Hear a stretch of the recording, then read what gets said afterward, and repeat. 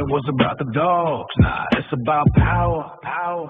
Yeah. Put up to the specialty, sunrise on the ground. Dogs in the grooming tents, whispers all around. Catalog smiles with the tension in the air. Every handshake got a hidden little snare. Bored in the back room, running quiet little schemes. Bylaws in the pocket like a stack of poker dreams. Layers for the breed, but they guarding their throne. If you question anything, they coming for your bone. Grievance in the envelope, certified mail. Club justice system, but the deck. Morning, everybody. Welcome back. If you're new here, welcome. If you're returning, welcome back. So we are on day 13 of the Lindsay Clancy murder trial.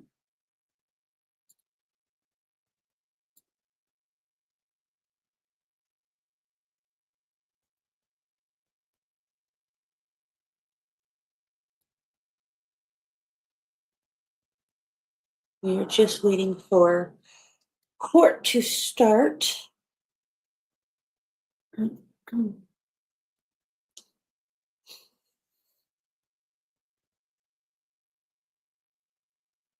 Probably won't start till 9:15 as normal.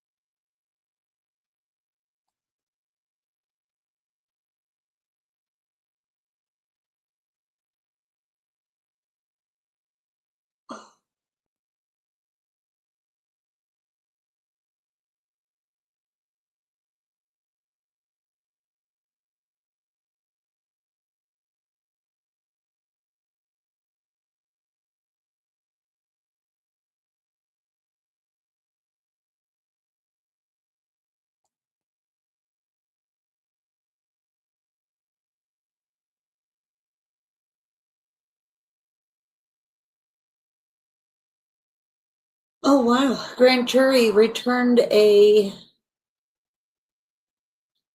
indictment of murder on Nick Reiner for the stabbing death of his dad, Rob Reiner, and mother, Michelle Singer Reiner.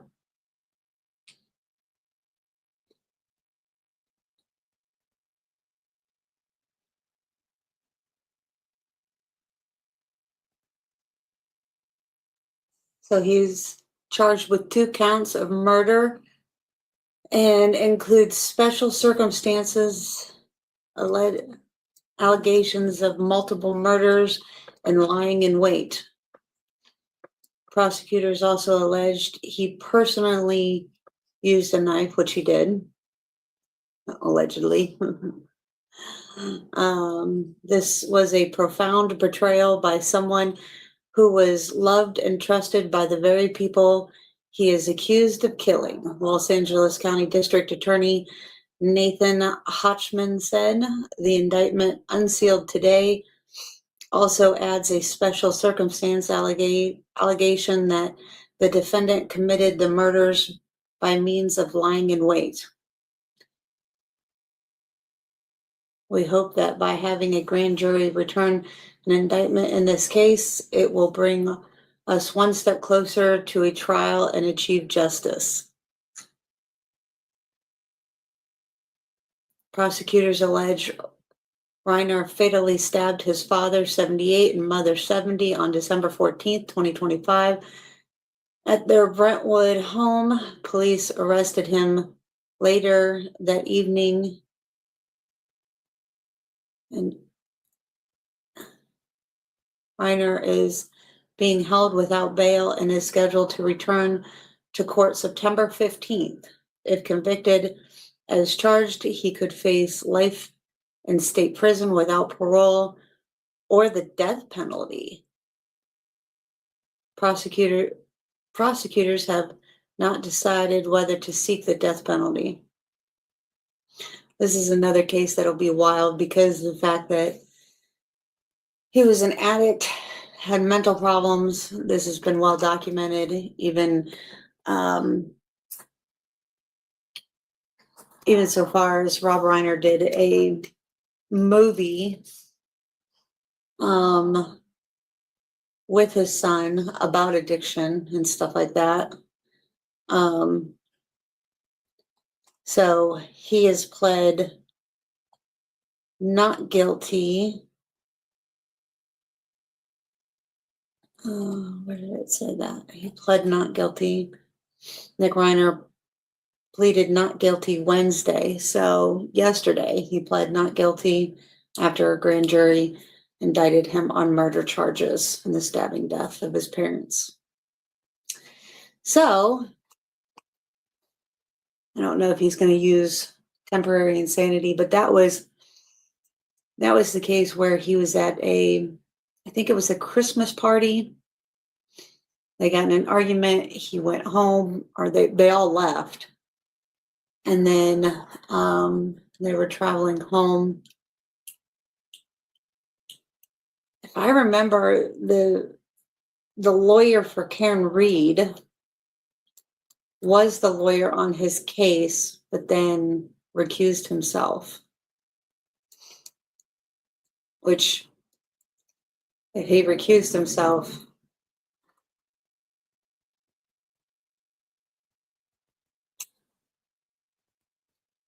some bad evidence there.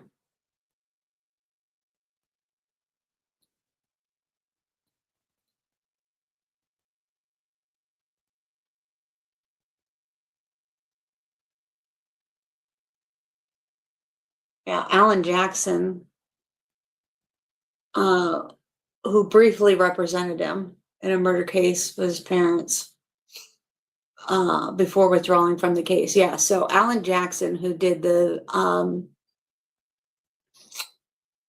he was the lawyer for Karen Reed. So he withdrew on January 7th, 2026, citing circumstances beyond control that made continuing representing impossible. He stated that he was legally and ethically barred from disclosing the specific reason for his withdrawal, but publicly maintained that he believed Nick Reiner is not guilty under California law. I don't know. So following the exit, Nick Reiner was assigned a public defender, Kimberly Green, to continue his defense. Despite stepping down, Jackson emphasized that he remains committed to Nick Reiner's best interest and praised the public defender's office for providing a robust defense. His withdrawal sparked public speculation, including potential financial conflict or legal issues related to the inheritance law, but Jackson did not confirm any details. In summary, Alan Jackson is a prominent criminal defense attorney who briefly represented Nick Reiner in a highly publicized murder case, but withdrew due to undisclosed legal and ethical reasons while continuing to assert his belief in Reiner's innocence. I don't know.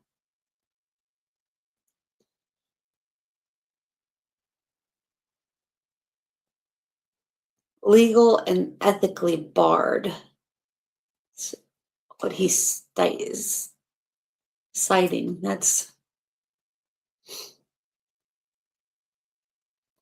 See, he can be not guilty under California law because he could use, if he was high, if he was this, by using the words not guilty under California law, there could be reasons of insanity, all that kind of stuff. He could do that. But see, the problem with Nick Reiner is that the reason that him and his dad didn't get along was a lot of issues, right? Like there's a whole movie about it. I'm trying to think of the movie that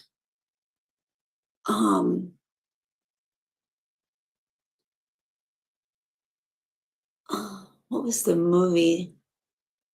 I think it was like, it's a movie that he did on Rob Reiner's movie on addiction with his son.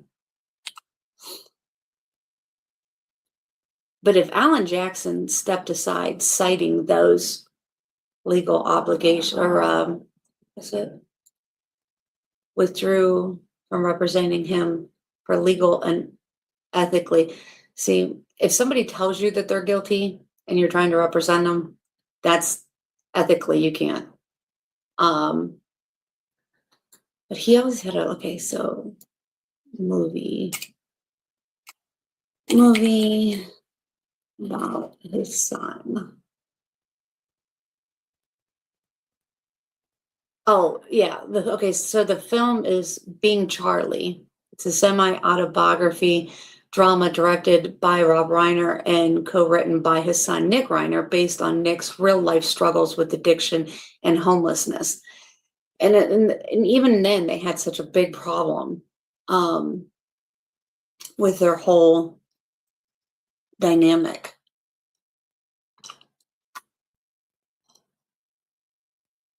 Because Nick draws on his own experience between the ages of 15 and 19 when he was repeatedly in rehab for heroin addiction and lived on the streets. Rob Reiner has said the project was very personal and that making it helped him understand the depths of his son's own struggles. But throughout the years, they had a very tumultuous relationship.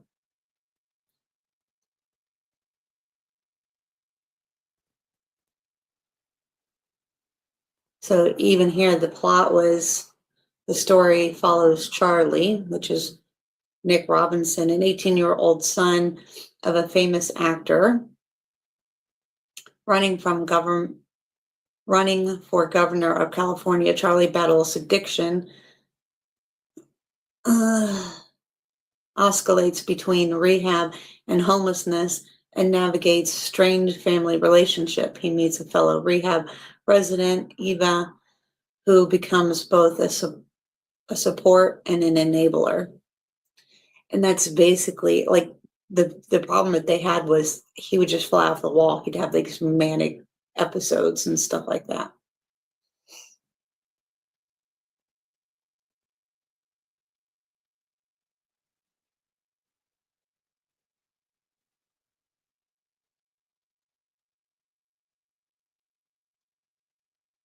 So Rob Reiner's comments was, in 2016, Rob Reiner told Today that the movie was meant to highlight the U.S. drug addiction crisis, and that the process forced me to see what Nick was experiencing, and I think forced me to see what I went through.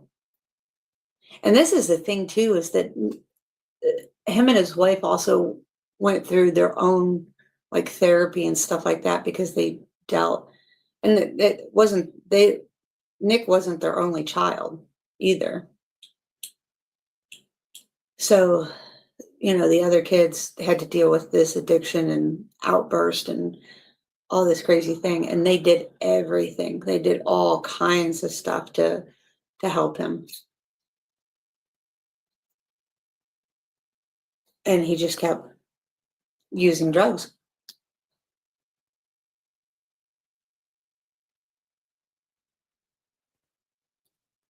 So I'm guessing that's what they're going to try to use, is his drug addiction as a defense, which drug addiction over time can lead to mental issues and all that.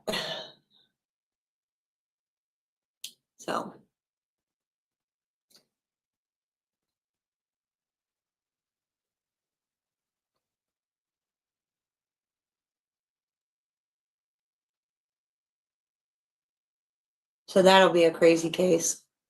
And I know that his family were going to use the inheritance of the parents to pay, which is why they were talking about the Alan Jackson inheritance, paying for it, which how could that be legal? You know, how can you benefit from your parents' death? Blah blah blah, all that stuff.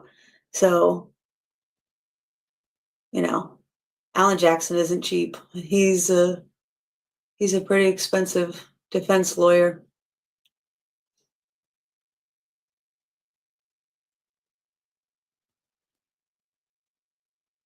And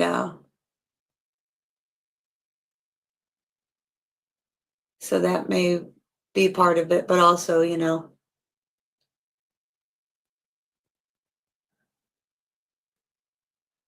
if his whole defense is, yeah, I killed him because I couldn't handle it no more. Couldn't handle being yelled at, blah, blah, blah.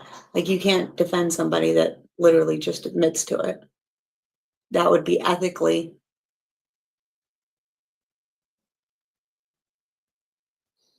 So, who knows? But, you know, he can't say because he's bound by lawyer-client privilege to say exactly.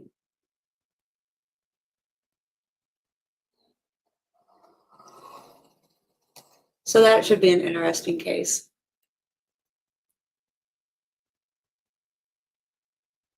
But he did kill them.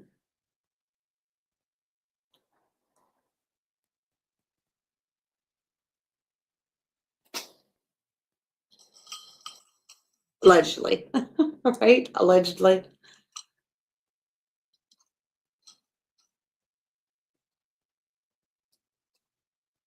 Everything's allegedly nowadays.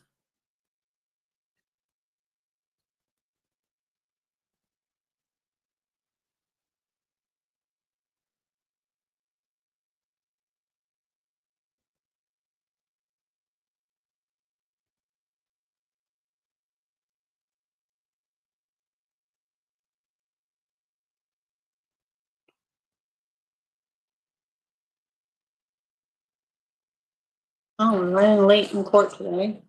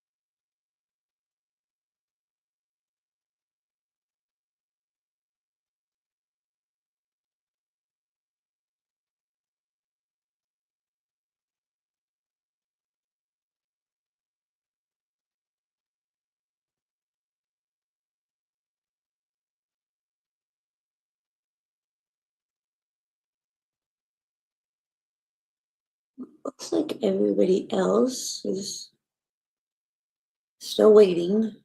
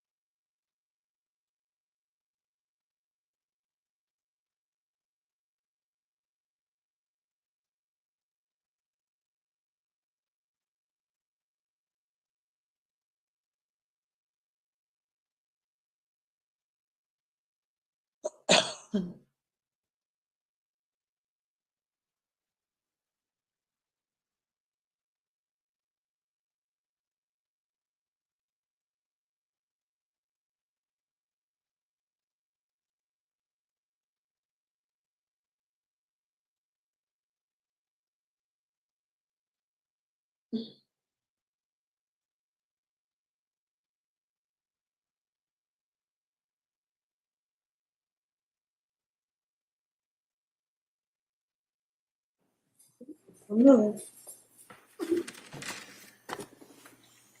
This is now in session. Please be seated. Good morning, Your Honor. May I proceed? Yes, please. Your Honor, before the court today, we have the matter of Commonwealth versus Lindsay Clancy. Ms. Clancy is present. She is represented by Attorney Kevin Reddington. The Commonwealth is represented by Assistant District Attorney Jennifer Sprague and Assistant District Attorney Shannon Buckingham. All right. Well, good morning, everyone. Good morning, counsel. Good morning, Reiner. Good morning, Ms. Clancy.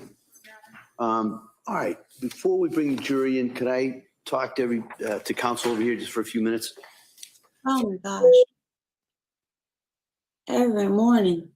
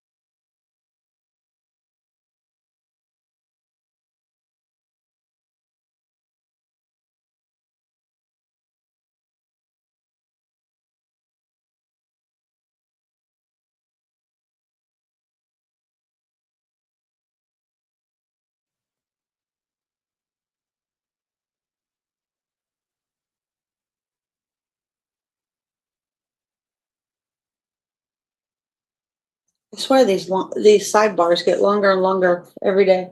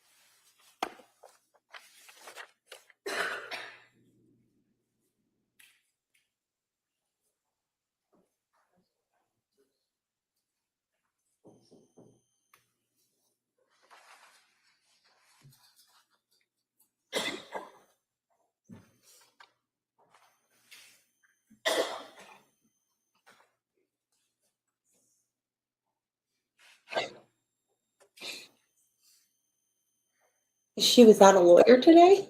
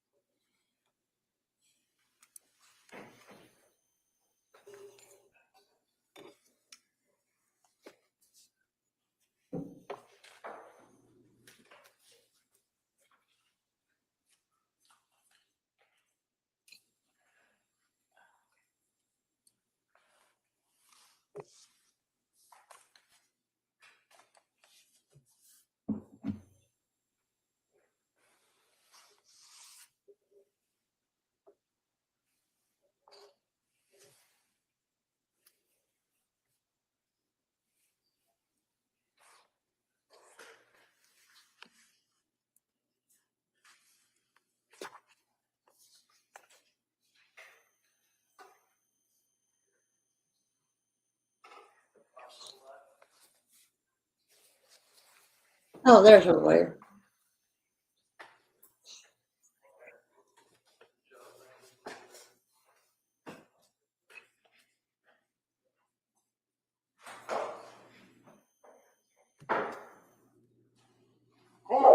All rise. Jurors in.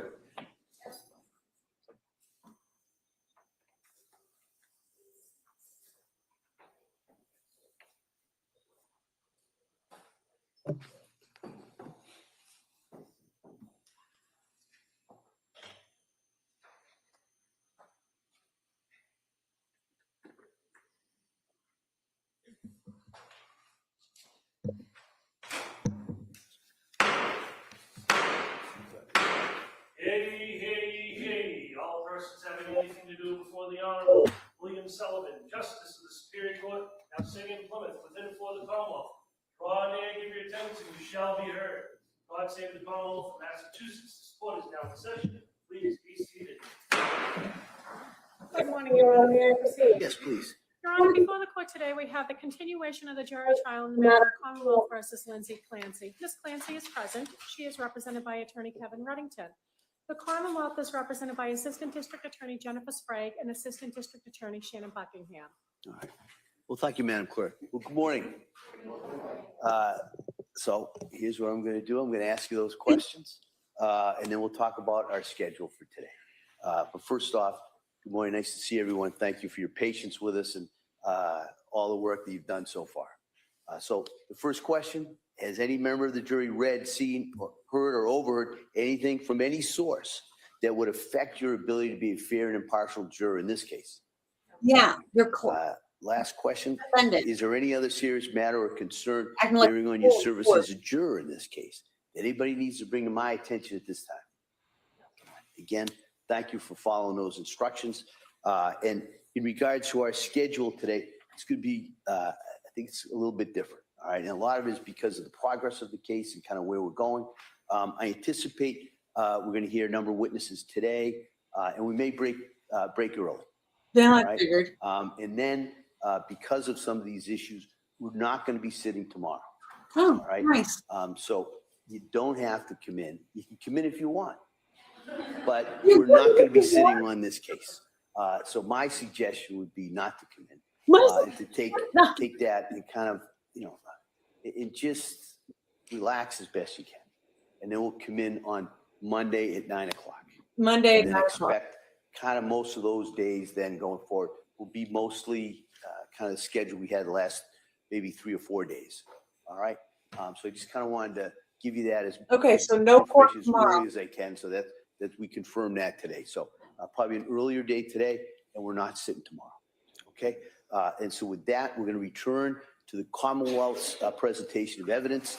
And Commonwealth, will you call your next witness, please? Thank you. Commonwealth calls Kyle Pavo. So breaking early today, no court tomorrow. And then Monday at 9 a.m. after today.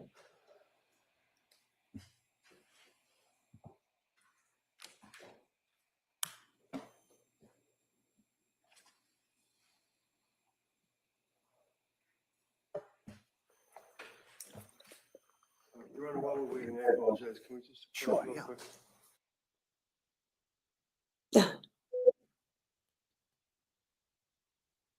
This must be about his extra witnesses that they're going to have. Yeah. Yeah, I try to put up the schedule so that everybody knows. But yeah, so 9 a.m. on Monday will be day 14. I'll put up a stream so that it knows to notify you if you're subbed to the page.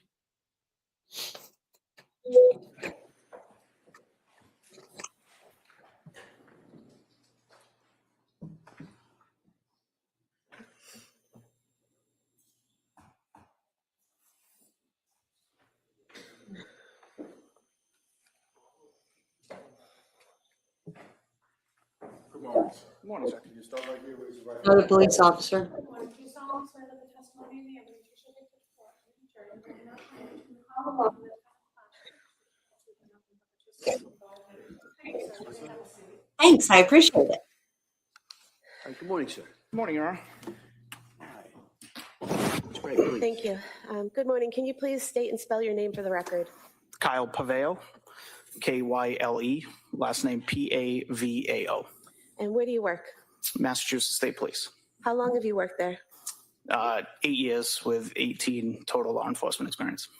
So you worked in law enforcement prior to the state police? Correct. In what department? Town of Mattapoisett. And are you in a specific role or unit at this time? I was. What do you do now?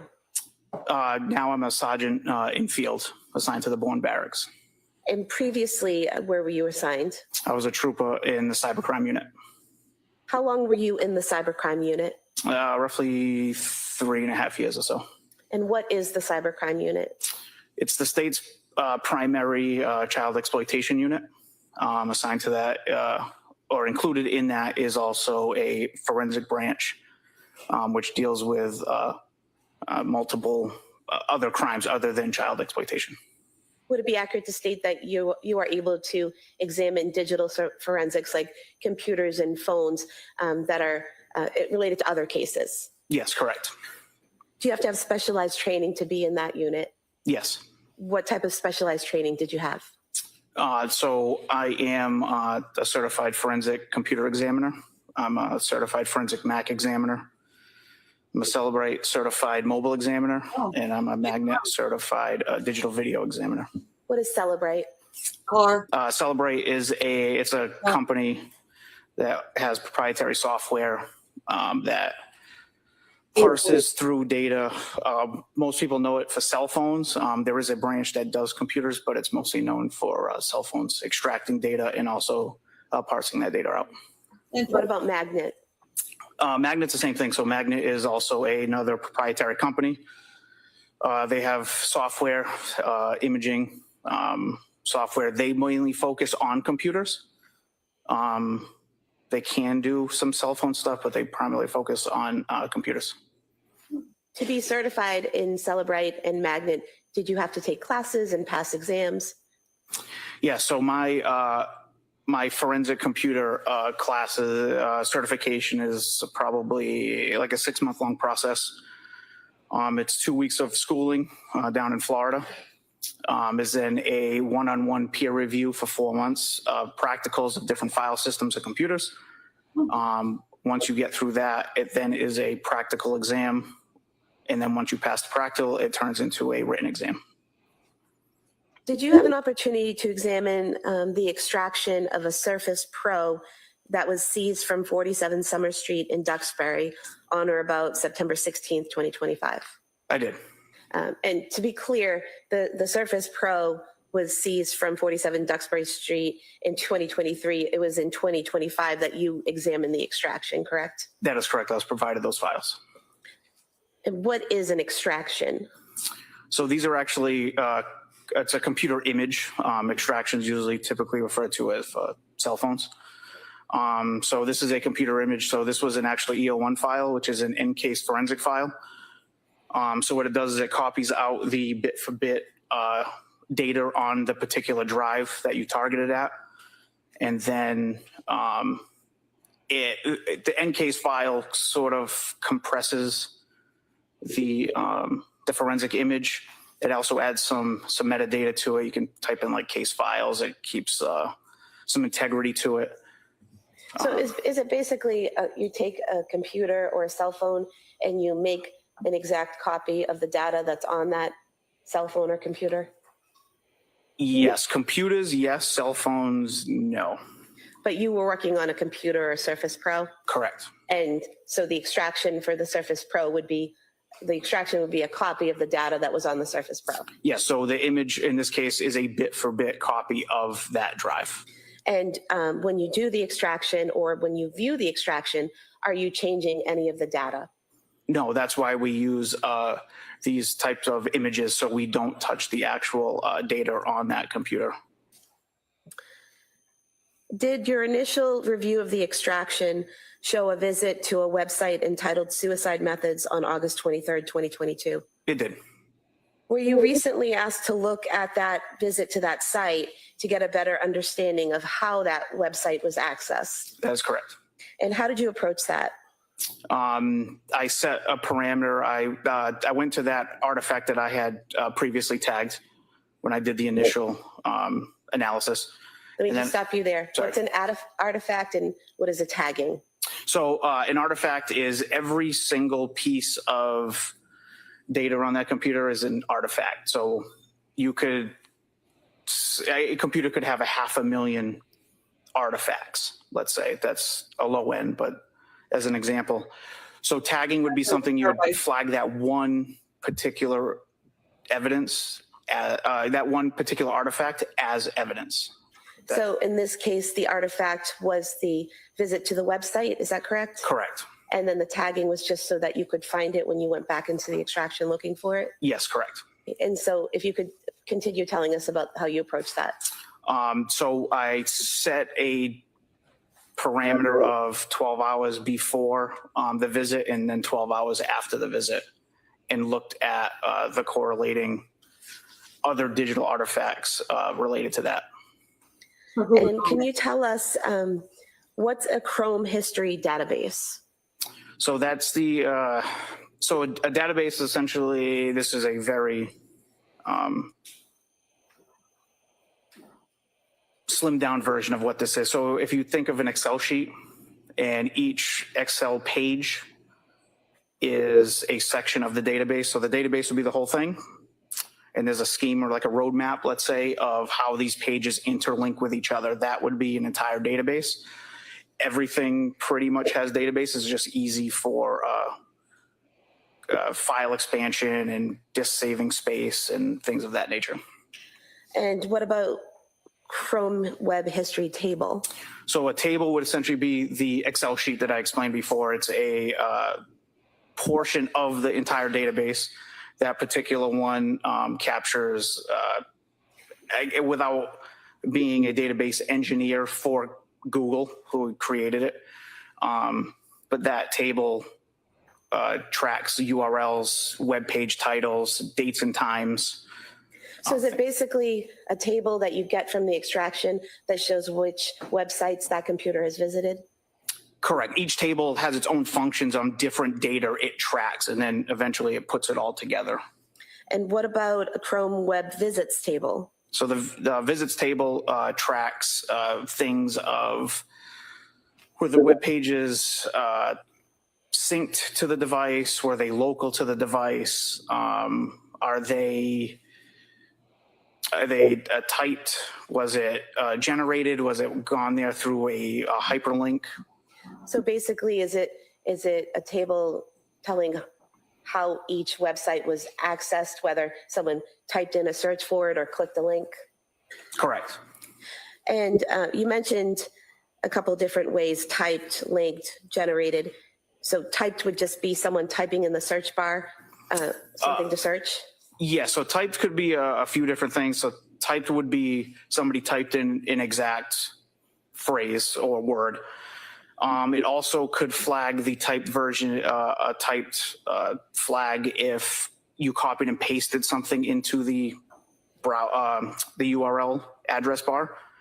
So if you're looking at a recipe for, say, cookies, and you copied cookies and pasted it into the search bar, would that be considered a typed event? Yes, correct. Or if you just typed cookies, that would be a typed event. Or cookies, or if you typed in, say you put CO for cookies, and then Chrome tried to auto-populate what they think you want to type, that would also create a typed event as well. And then you mentioned linked. What is a linked access?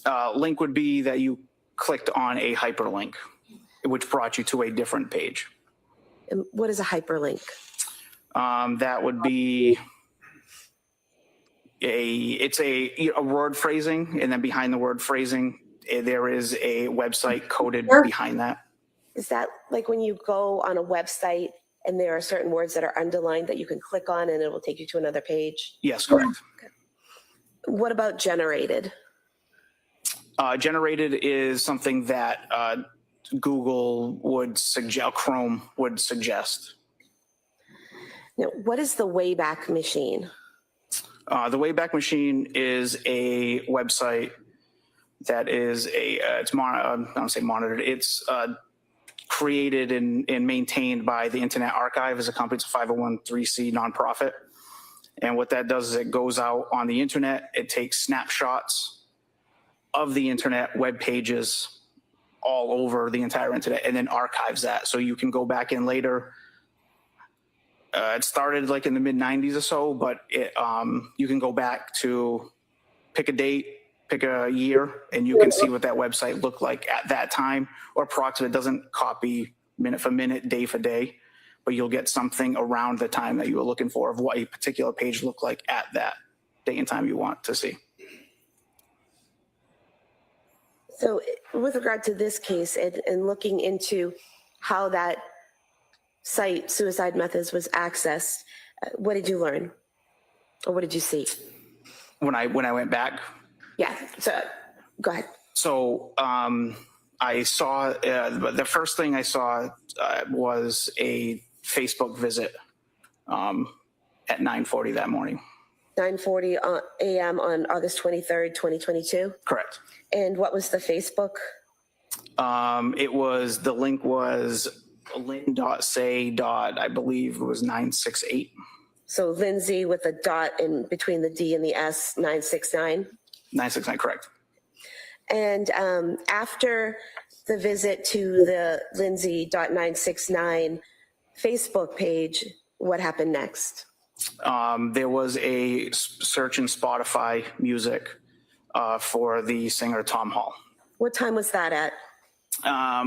It was shortly after. Is your memory exhausted? Yes. Do you have your report with I do. you? With permission? Is your memory exhausted? It's totally exhausted.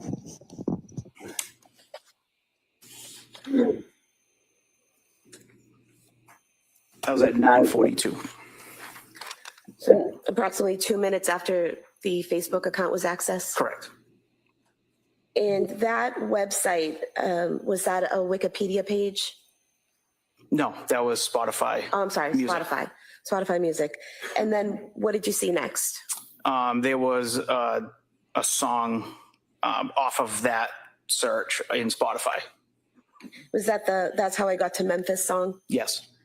And was that at 9:44 and 18 seconds a.m.? Yes.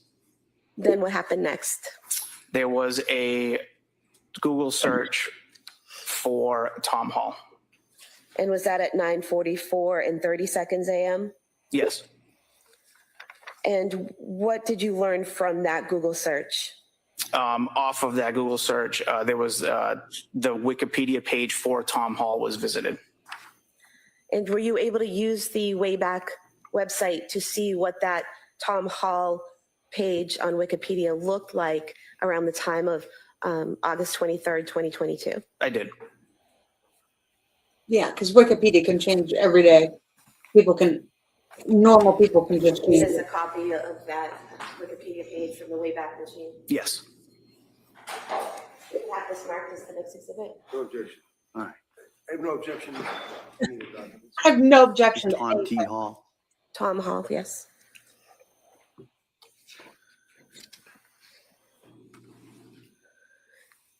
right, that may be. Thank you.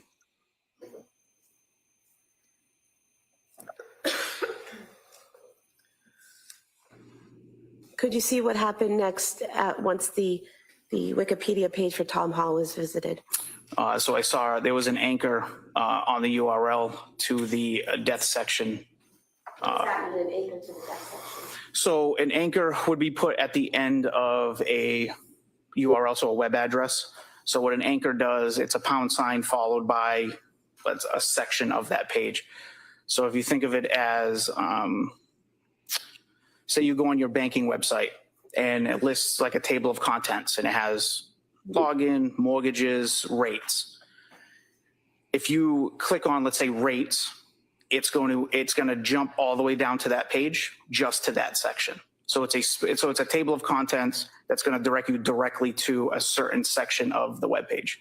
And so on the Wikipedia, someone clicked on death and it brought them down to that portion? Correct.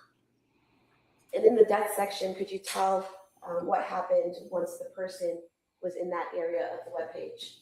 Yes. What happened there? So in the description that described, the Wikipedia page described of Tom Hall's death, there was some wording regarding a shooting related to his ultimate suicide. Go ahead. Showing you what's been marked as 232. This portion here under death where it's self-inflicted gunshot wound to the head is underlined. Is that the portion you're referring to? Yes, correct. And that portion there with the underlining, is that what you were describing earlier as a hyperlink that you can click and it takes you Page somewhere else? 85? Yeah, so inside that phrasing, there's actually a URL Right. behind that with an anchor as well. Now, something like that, that type of hyperlink, can you hover over that with the arrow that the mouse directs, hover over that and automatically be taken to that site? Would you actually have to You have to click on it. on that link? No, you'd have to click on that phrase with the link behind it. And so, based on your examination of the Surface Pro in that area, was the hyperlink clicked on? Yes. And where did the hyperlink bring the person? We now got to the original artifact I had located, which was the Wikipedia suicide method, but it directed it directly to the shooting section of that page. Could you tell how long the person spent on that page, the suicide methods page, or how long it was accessed? No. Could you tell what time it was accessed? Yes. What time was that? I don't recall the specific time. Want to look at your report?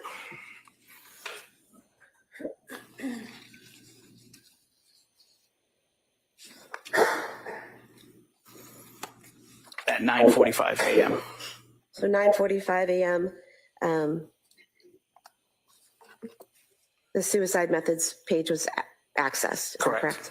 And did you use the Wayback Machine to see what it would look like on August 23rd, 2023? I did. Is this a copy of what you produced? Yes. You can have this marked as the next exhibit. That may be admitted.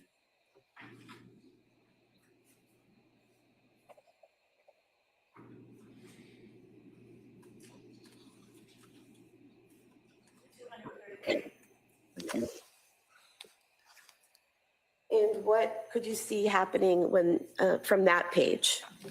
I observed after that another Wikipedia page that went to the Grafton Bridge. And was that from a hyperlink within the suicide methods page? Yes.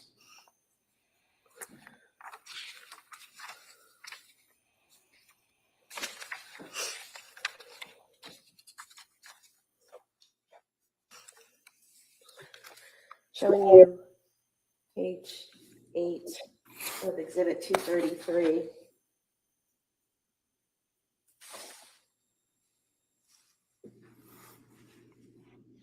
So within this jumping section is where there was the hyperlink to that bridge. Correct. Here. Yes. From a high window. So again, the person has to click on that hyperlink to access Grafton Bridge.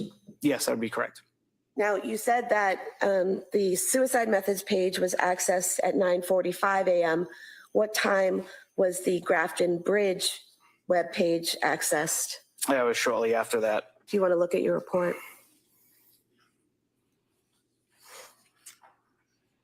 At 9:48.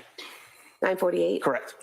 And so approximately 3 minutes after first accessing the suicide methods page, the hyperlink for the Grafton Bridge is clicked. Correct. Was there any other activity besides going to the suicide methods page and then the Grafton Bridge page? Any other activity that you saw within those 3 minutes? I do not know. And so did you do the Wayback Machine again for the Grafton Bridge? I did. This is a fair and accurate copy of that page. Yes. We can have this marked as exhibit 234, please. That may be admitted. When was this, on the 22nd? She killed them on the 24th? Premeditated.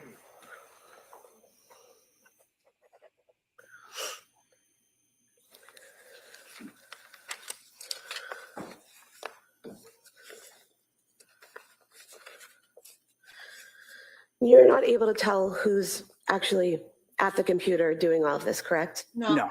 You can only see what data there is and what's been accessed, correct? Correct. Thank you. All right, Mr. Reddington. That's it?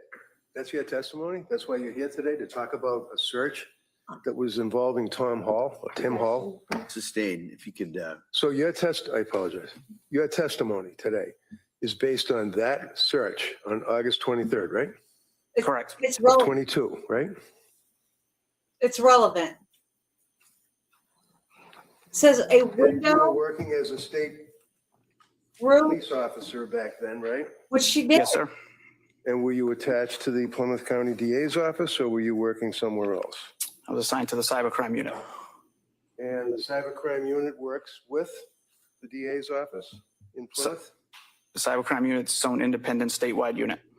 So in the sense that you're independent, it's still the district attorney and his assistant DAs that would reach out to the cybercrime unit and ask for help, right? Or it could be the troopers assigned to the state police detective unit. Joshua McElligott. He was the lead investigator on this case, right? Oh, I assume so. Okay. So you were tasked to analyze the computer, the Surface Pro computer, right? okay. Yes, correct. And by all accounts, that was owned by Pat Clancy. Is that correct? That is correct. And it was located in his office, right? I don't know where it was located. Okay. It's fair to say that when you analyzed the computer back in September, October of 2025, it was an investigatory role that you were using to locate potential evidence, right? Correct. And what is it you were looking for? I was provided a search warrant with search terms, and that's as far as I knew of Okay. the case. And what were the search terms? I don't recall specifically, but they were spelled out in the search warrant. So when you have search terms, you take a person's computer, and then what do? You access it through a device? So I was provided the images. I never saw the physical computer. So when you got the images, you were able to load them up onto your computer, I imagine? Yes, we'll use a tool to help parse through that data. Correct. And then as a result of that, you were able to plug in words that you could search for, right? Yes. For example, like suicide, Suicide would be one. drugs. I mean, I don't think that pertained in this case, but Well, that yeah, you could believe me, search. it did. That I don't recall the specific terms in the Okay. search warrant. Okay. So after you did your search for whatever it is that you were looking for, suicide and other, you're unable to tell us what else you look for, but in any event, you came across this entry on August 23rd, and you indicated that the time frame that you're dealing with on that computer, the Surface Pro computer, was 9:40 in the morning. Is that right? Can you rephrase that? Yeah. You can look at your report too. I mean, if you have documents in front of you, do you have? I do. All right, so you can take a look at it. You have a document that's captioned matching results. Is that right? I do not have that in front of me, but yes. And would that be the search that you conducted? Is that the magnet tool report? I don't know what it is. And I get surgery and I can have it see. So it's just, what is that? This is the main page of the forensic tool. And looking at the main page of the forensic tool, does it indicate the date is August 23rd? That's it. This also doesn't. Which, we're talking about this highlight here? Yeah, but what does that indicate? That's an inbox. That's not that. All right, so what time? Cooper, could you keep your voice up or Sorry. make sure you speak to that microphone? So that highlight is a bail inbox. Okay. And that would be the HTTPS. And then underneath that, it makes reference to at some point that you were able to see that Lindsay or Lynn's Facebook account was accessed. And it wasn't even the account, it was actually the homepage, right? Correct. It navigated to the Facebook person's account. Okay.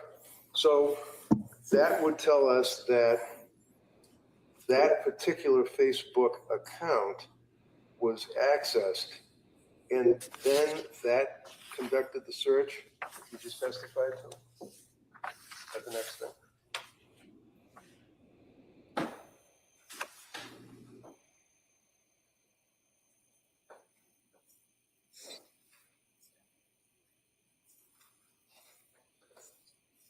This does not have, this here does not have.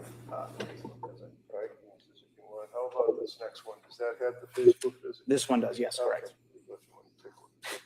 Both of us. Yeah, both of us. Blind. Yes, that'd be right here. All right. Thank you. Now, just before I leave, above that, does that also indicate like these two top lines? That would be that was a CNBC web visit, which was typed in. And then there's access to a Google Gmail account. And Inbox. whose Google Gmail account was that? That I don't know. Because those two lines and references to the Google account were not in your report, right? You started off with the Facebook search, if you will. Yes. So you started off with Lindsay Facebook that was signed Is he trying to into put it the on Patrick? homepage on Patrick Clancy's Surface Pro computer, right? So my tool report has all of the artifacts tagged as evidence. Okay. So when you tag the actual data from the Surface Pro and the HP laptop as well, right? Yes, correct. And your October report back in was it 25 or was it 22? 25. So, but nothing changes on the computers. I mean, whatever your searches are and your records don't change over the years, right? No, as long as it's preserved in that state and the images of that computer will remain the same. Okay, so, and it's fair to say that with this investigation, obviously happening back in 2022, that the computers were hermetically sealed and stuck somewhere with an evidence locker to make sure that they're preserved, right? Yes, that would be best practice. Okay. That would be correct. So then in October of 25, the district attorney's office asked you to conduct a search of the computer, apparently. Is that right? The a trooper in the Plymouth State Police Detective Unit reached out. And that would be McElligan, right? No, it was not. Okay, do you know who it was? Trooper Justin Paul. Justin Paul. Correct. Okay. And as a result of that, you then prepared your report. And one of the things that you did is you noted that on August 23rd of 2022, at 9:40 and 08 seconds, that there was an access to the Lindsay Facebook account, right? Oh, there was a visit to that page, correct. Right. And then that page continued on to look for Tom Hall and Walking to Memphis or whatever and the songs, right? Yes. On Spotify? Yeah, the song, yes, after that was a Spotify. And then the search. time frame of that would be that you went and went to a hyperlink that took them to methods of suicide. Is that correct? That is correct. Now, were there any searches on that computer for example, ways to kill? No, there was not. To your knowledge, and I understand that you might be stuck with what you investigated, but are you aware that there were any searches from Lindsay Clancy or Patrick Clancy on ways to kill? You ever heard that? In my initial report back in October, that contains all of the evidence artifacts that I had tagged as evidence and provided, I did not come across that, no. Right. So basically what you are leaving with the jury would be that on that date of August 23rd at approximately 9:40 in the morning, and then carrying forward with jumping from Tom Hall to the Wikipedia account to the underlined name, suicide, jumping to that page, that all occurred between 9:40 and say 10 o'clock in the morning, right? Correct.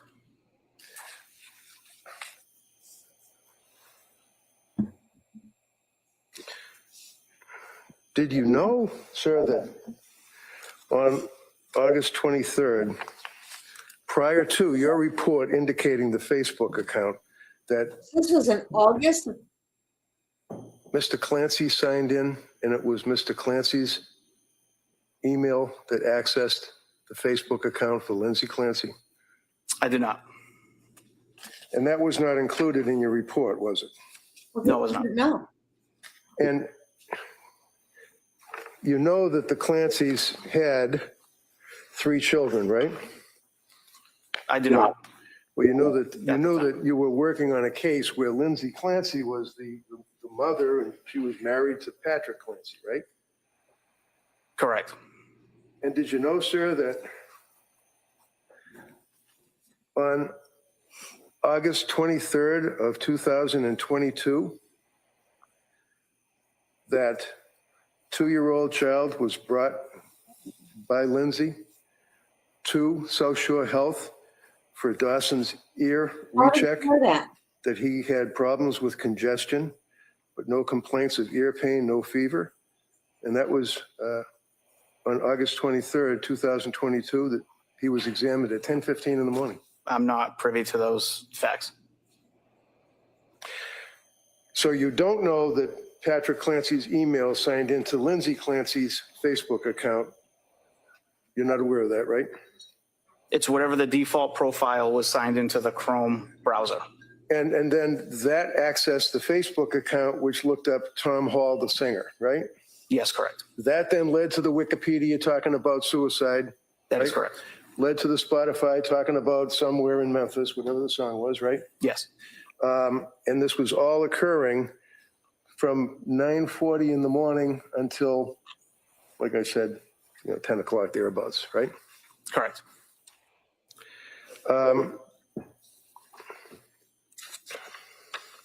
You tagged actual data from the Surface Pro as well as the HP laptop, right? I did. And your October report contained searches from the Surface Pro, right? Yes. And you recall, for example, just a representative sample that, and this would be on the Surface Pro computer.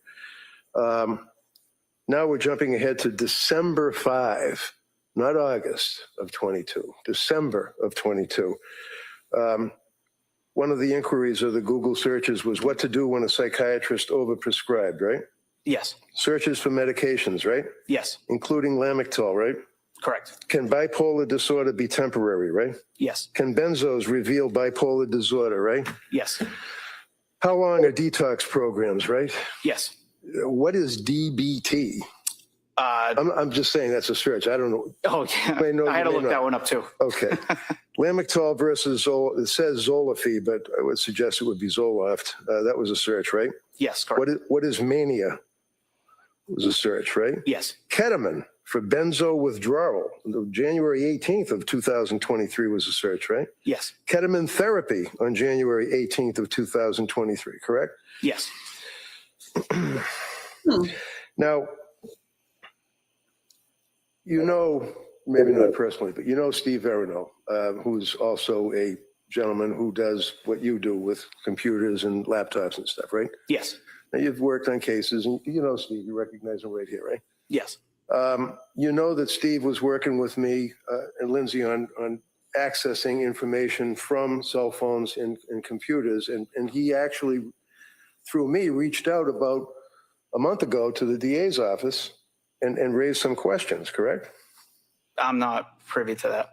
Oh, well, the DA reached out to you about a month ago and asked you to revisit your investigation, and as a result of that, you created another report, didn't you? I did. And that would just be on July 26th of 26, right? Yes. And that was after the DA reached out to you, but didn't tell you it was because we had questions that Mr. Verino asked me to find out about, right? Yes, I was not privy to that. So as a result of dealing with the DA in July 26th of 26, you then prepared your report, and the purpose of that report was to find out more details, if you could, pertaining to the, quote, methods of suicide page, right? Correct. And in your July 26th report, you then went into detail about your findings, correct? Yes. And we would agree that that particular webpage was not a search for methods of suicide. It was actually the Tom Hall and the music, right? That is correct. And then the URL shows access to Lindsay's Facebook profile, correct? Right? You accessed and found out that Lindsay's Facebook profile Was a web visit. Right. Yes, correct. But you don't know that it was Lindsay that was actually using that computer to search for Tom Hall, right? I don't know who was sitting behind that. You don't know that Patrick Clancy plays the guitar, do you? I do not. You don't know that Patrick Clancy is a music aficionado, right? I do not. You don't know that Patrick Clancy enjoyed Tom Hall music, do you? I do not know that. And you certainly don't want to leave it with this jury that Lindsay was looking up ways to commit suicide in August of 22, do you? Objection. All I'm presenting is the facts that were presented in front of me.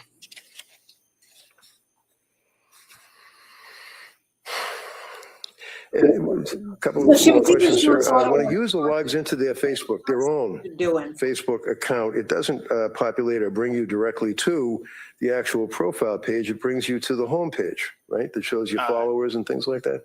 I think so. I don't have Facebook or social media, so Okay. maybe, I don't know.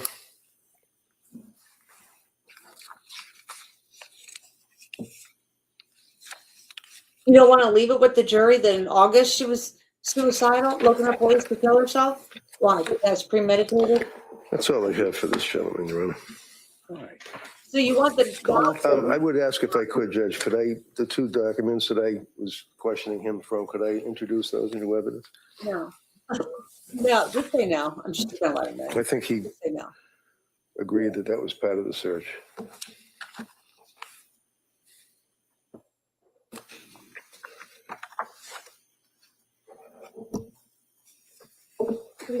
Sure, yeah.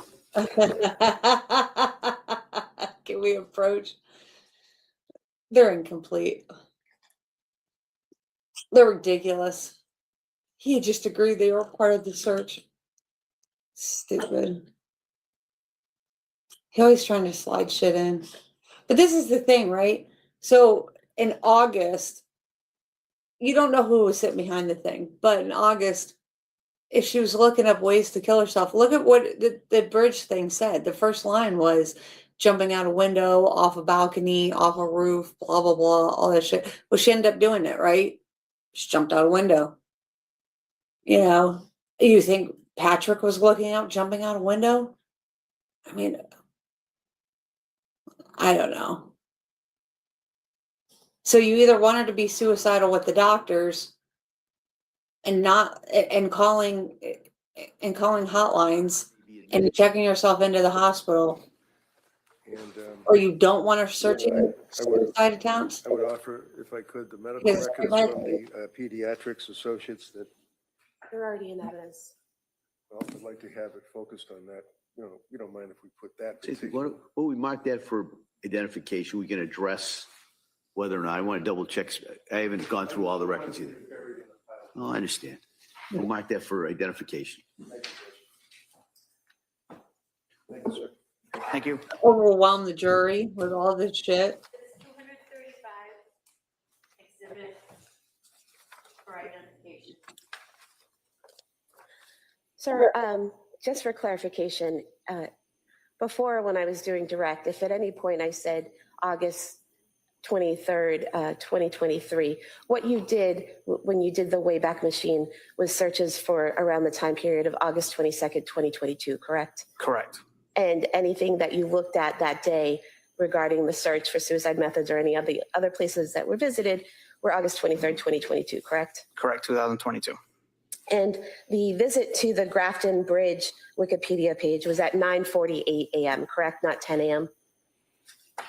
Which means she had time to get to the doctors. That visit was at 9:48, correct. Okay. And defense counsel asked you about the defendant being at the doctor's at 10:15 a.m.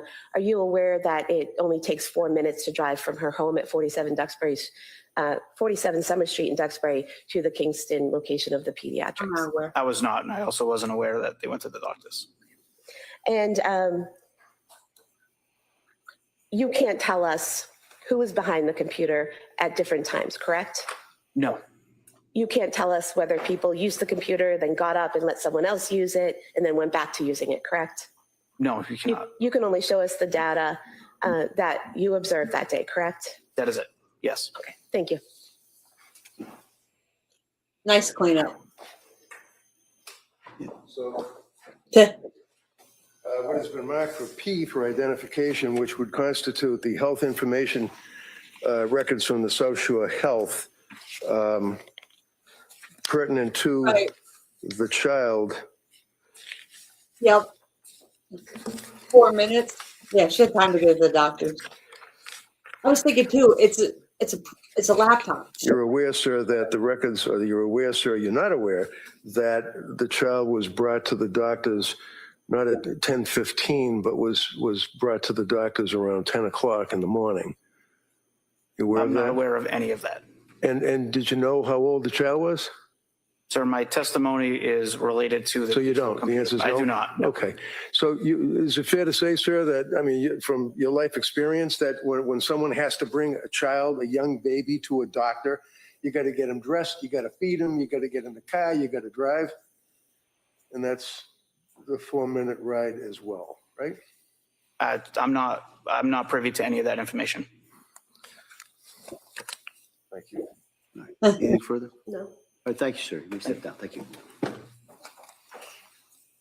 He's trying to, why are you trying to put this on Patrick? Cromwell calls Timothy Are Chiappini. we charging Patrick now?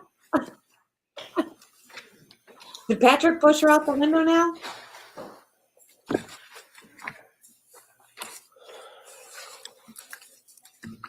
And it's a laptop. If she got there early, she would have been searching it on a laptop.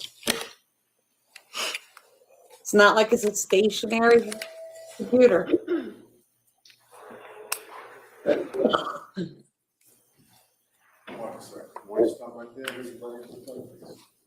solemnly swear that the testimony that you shall give to the court and the jury will not be between the Commonwealth and the Also, there's also a lot of facts not in evidence. I don't know what country for the doctors. Show me the proof that there was, Good morning, sir. it's outside the scope. Facts not in Attorney evidence. Sprague, please. Thank you. Good morning. Can you please state and spell your name for the record? My name is Timothy Chiappini. Last name is spelled Chia. P as in Peter, P as in Peter, I-N-I. Where do you work? I work for the Commonwealth of Massachusetts for the Department of State Police. How long have you worked for the state police? I graduated the Academy in March of 2012. What is your current assignment? I am currently the unit commander for the Critical Incident Technical Investigations Team How long have you been doing that? since approximately April of this year. What was your assignment in January of 2023? I was assigned to the State Police Detective Unit for the Plymouth County District Attorney's Office. Do you have specialized training in cell phone forensics? I do. And could you describe that, please?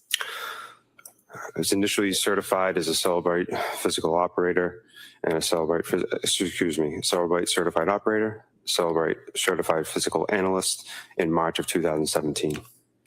And are you also trained in gray key and magnet?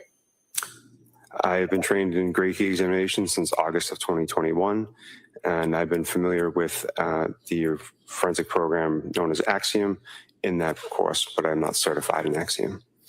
And regarding Celebrite, can you describe that software for us?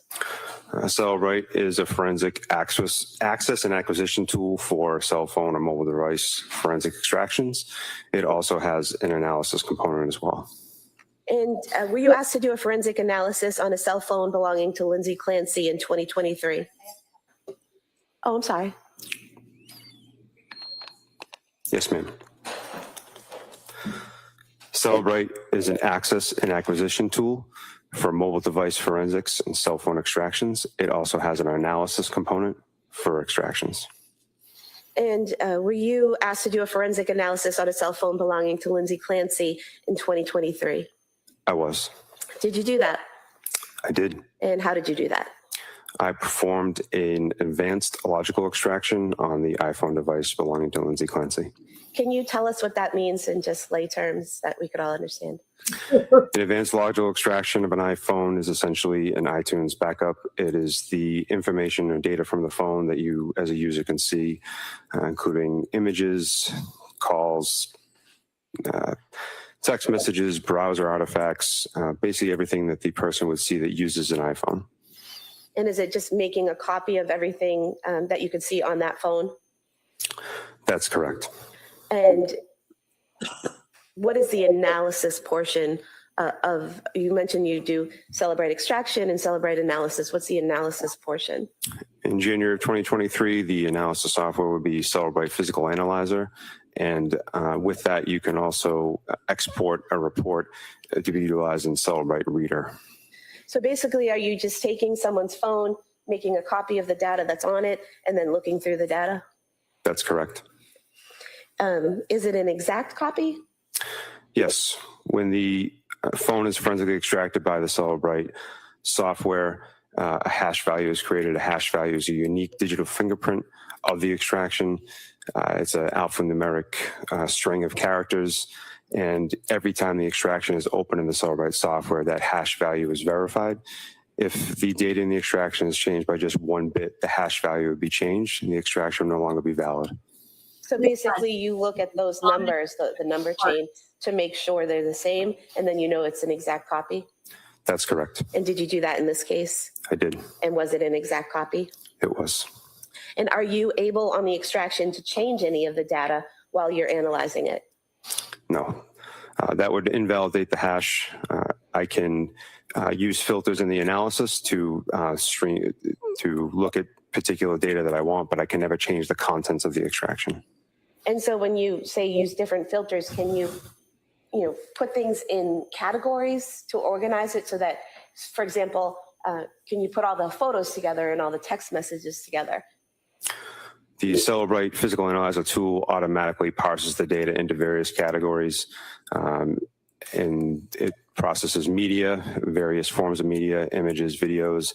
It processes different direct communication, whether it be through a web application such as Instagram or the native messaging application on the device known as iMessage. So it parses the information automatically, and you're allowed to look at different categories. So does it create a report with all the data? I can create a report from the extraction, and it has all the data contained in the report, and I can filter it based on the parameters that I'm allowed to look at legally. And when you do that extraction of a phone, do you get everything that's on the phone? Depending on the type of extraction, I get all the data that's available to me by the forensic tool that I'm using at the time. So do forensic tools improve over time to allow examiners to get more and more data from phones? Yes. So basically, what you were able to get from Ms. Clancy's phone was what the tool you were using at the time was capable of getting at that time. I performed the most comprehensive extraction type that I was able to do at the time of the examination. And then there were improvements to that system following what you did that may have allowed other examiners to get more information. That's correct. Were you asked to generate some reports about certain sections of the defendant's phone? I was. We could pull up the...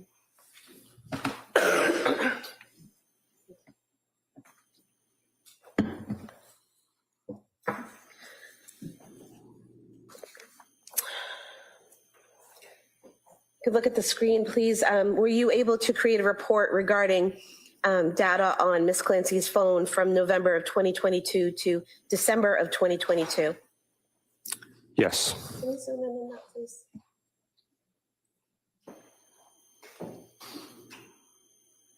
And could you just explain for us the different columns we're seeing here? The columns are automatically generated by the software when you create a supplemental report. This is a supplemental report created through the Celebrite Physical Analyzer software analysis tool. When you create the supplemental report, you can stipulate to certain parameters, certain content, certain timeframes based on your investigation. In this case, there are multiple columns at the top reflecting the different types of data, the timestamp for that data, a description in the source file for the data. This is a timeline report, and therefore it reflects those exact columns, and that is predetermined by the software. So for example, where it says type, what is that telling us? That's where Celebrite has parsed the data and categorized it based on the forensic extraction. So there at number 1, where it says activity census data, what is that? That would be the data from the health database within the phone. If there was something in the direction box, what is direction? Direction could be related to a call, incoming to the device, or outgoing from the device. So if one was a phone call, it would say to or from, I believe the exact categorization would be incoming or outgoing. incoming or outgoing, okay. And then the attachment box, Attachment box would be associated with a message, typically a MMS message or multimedia message. A text message that contains a photo would be listed as an attachment. It could also be associated with an email that has an attachment, or some type of transaction on the phone that resulted in something being attributed as an attachment. and then what about the location box? If the data source has location information associated with it, then that box would have data filled out. This report is 768 pages, so there's a variety of sources of data within this report. And what about timestamp, where it says timestamp, the date and time, is that Eastern Standard Time? It is, it's UTC -5 as the time of this search warrant, excuse me, the time frame of this incident occurred in January of 2023. Therefore, the extraction reflects the exact time frame of the time zone of the device at the time of the extraction. And where it says party, what would be in that column? Again, this is a timeline report. Therefore, there's a variety of data sources contained within it. There is chats or messages that occur from the user of the device to other people, and those parties would be listed within the chat, otherwise known as a group message. So if it was a text message, the direction would say incoming or outgoing, and the party would say who the text was to or from. It would say who the participants are in the conversation. So if it's one person you're texting, it would have that person's name, but if you're in a group text, it would have all of the names? Correct. And then what about the description box? Description box is based on the database information. It has some information associated with the actual data that was parsed by Celebrate. It also provides the source file. The source file is the database that Celebrate parsed the data from. Everything that you see as far as activity sensor data or any other categorizations, that's done by the software. The software parses that data to make it more readable for the examiner, but everything is associated with an actual database within the device. And so, for example, where it says source health, that's coming from the health section of the phone? Specifically the health database, HealthDB. And where it says source file, Lindsay's, how does that name populate there for source file? Indicating that it comes from Lindsay's iPhone. That is the name that the software detects from the name of the device when it conducts the extraction. Where the box for party, if it's a phone call or a text message and it has a person's name in there, say I text you and your name is there, how does that populate? How does your name get into that box? Is it something that the phone gets from incoming information, or is it something that's in my phone? The tool is only able to take the information that is present on the device at the time. In order for contact to be in a phone, it would have to be entered by the user.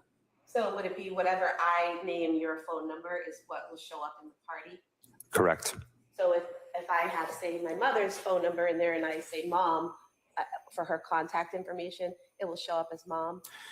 The software will show up, will display the phone number and the contact name that was detected by the tool from the extraction. So if I've put a contact in mom and the phone number will show up in mom?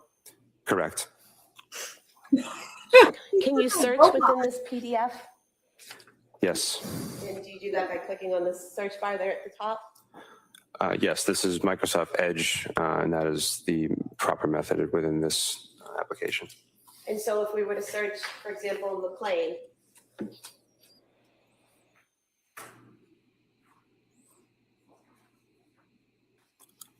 not sure of the spelling.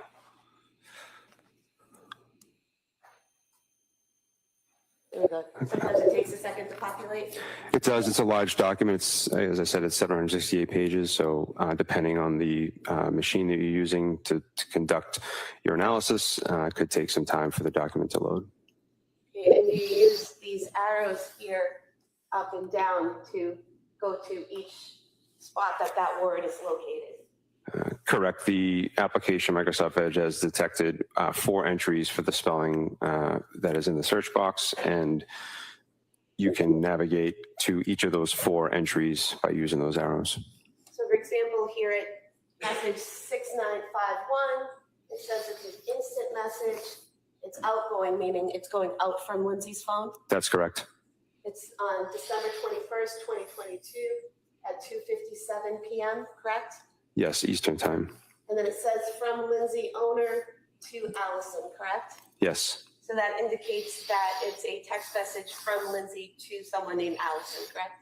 Yes, with the corresponding phone number. And then here where it says more of a general depression mental health program like at McLean Hospital, is that the body of the text message that would have been sent from Lindsay's phone to Allison? Correct. And you can search through the PDF for whatever term you're looking for, whether it be Patrick or medications or anything that you're searching for. It will populate any text messages or searches about those keywords. Yes.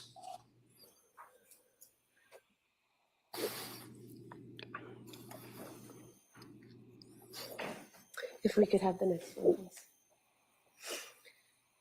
Did you also do a report regarding things that were downloaded onto Ms. Clancy's phone? Yes.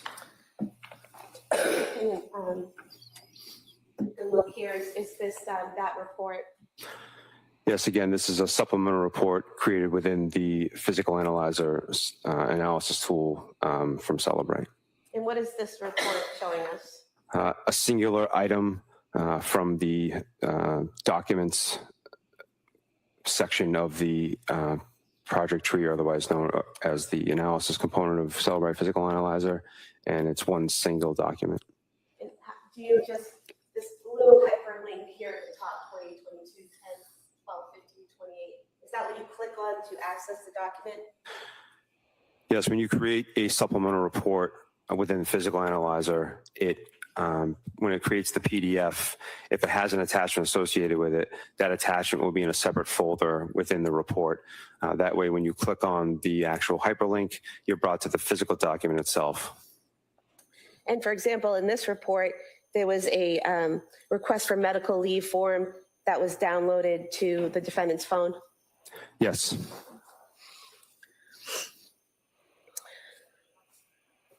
If we could go to the next one, please.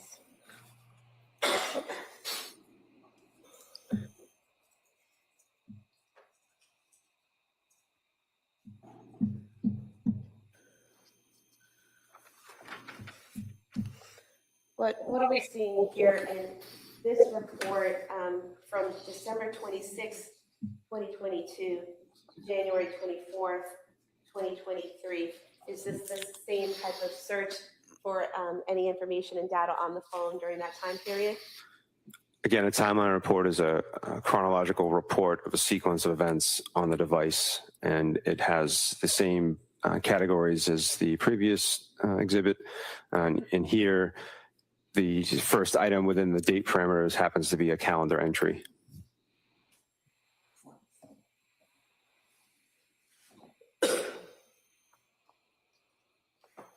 And so if we go here to page 846 of the document, can you explain for us here, is this web history, website visits that are documented on the phone?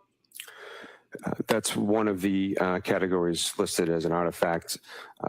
The items shown here on the screen are all associated with web browsing. And here where we see 10773 and 10774, and they both state, can you treat a sociopath? Those are two entries that have basically the same search term, correct? Yes. And that was on January 20th, 2023. Yes. And they both say 8:28, 29 p.m. So is it possible to do two searches at the same time, like it is displayed there?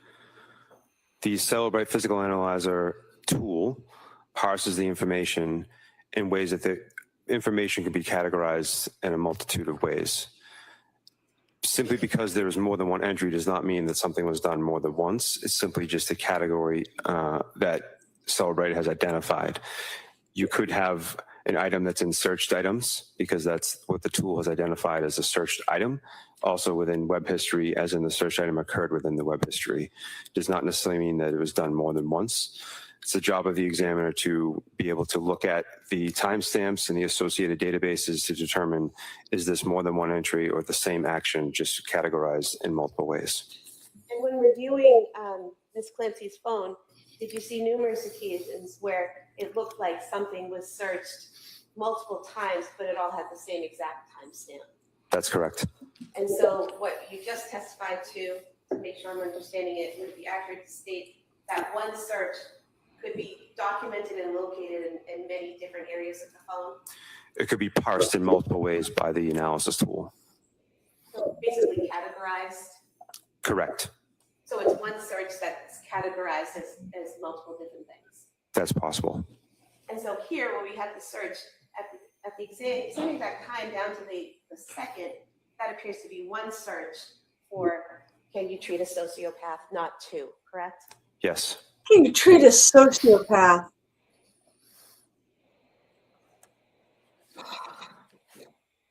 We can go to the next. That's a search. Now, this area here, the separate report, is this the notes that were found on Ms. Clancy's phone? That's correct. And if we could zoom in on that, please. And there's basically detailed in journal form, correct? Yes. Starting October 24th, 2022. Right. Moving down, correct? That's what I said. That's a The search. summary portion that you just pointed to is automatically generated by the application when it reads the first few lines of text. The more relevant date is in the column to the left. So over here, when it says created, October 25th, 2022, that's when the note is first created? That is the date that's detected by the analysis tool from the operating system of the device. What does modified mean? That's the date that was detected by the forensic tool and the last time that this note was modified according to the operating system. Modified being that it's changed in some way? Yes. And so if I start a note in my phone on October 25th and I go in there every day and change it, and the last time I change it is November 3rd, will it show every modification or just the last modification?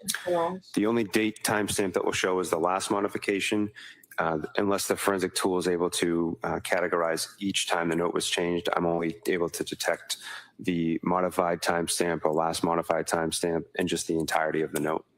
And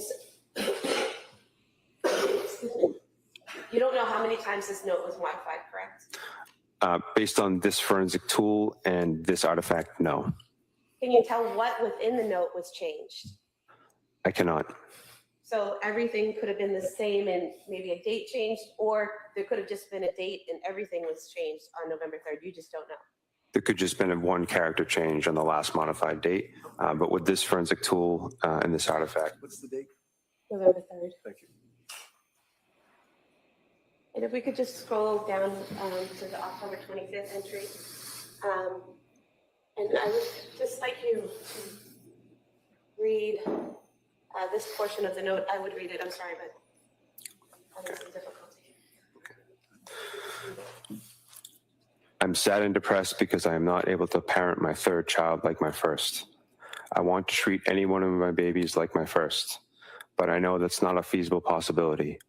I'm sad that I stopped breastfeeding. I feel not as connected with Cal now.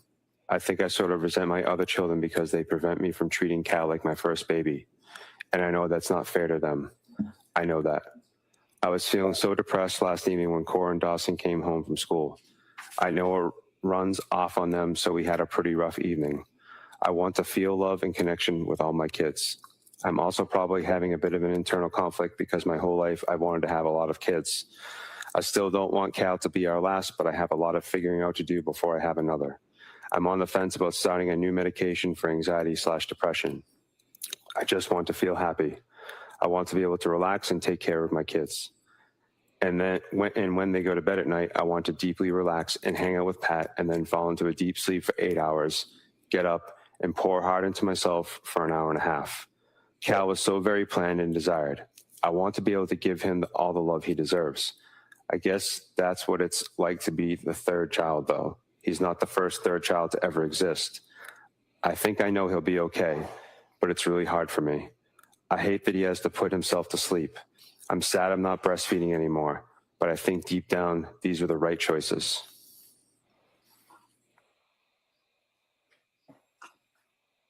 If you could continue. As for the sleep training, I needed a baby that slept through the night because I simply do not have the opportunity in my life to catch up on sleep.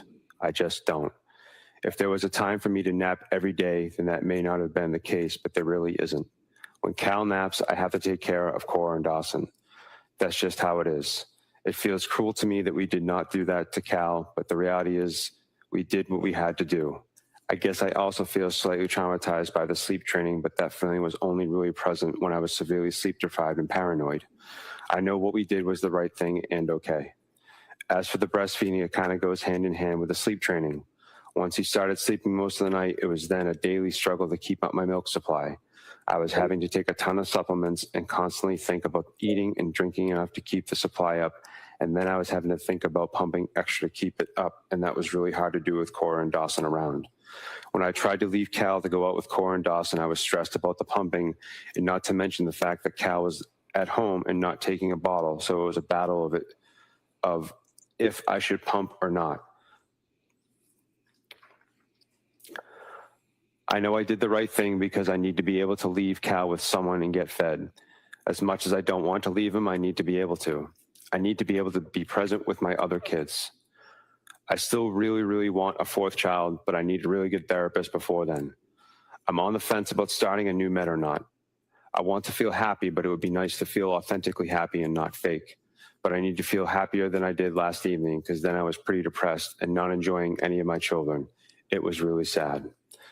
I needed the breastfeeding off of my plate.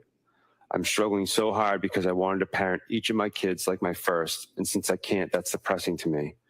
This is definitely the root cause of all our problems. Now I feel like I'm not parenting any of my kids the way I want to, and that makes me sad too. But I'm going to try my best today.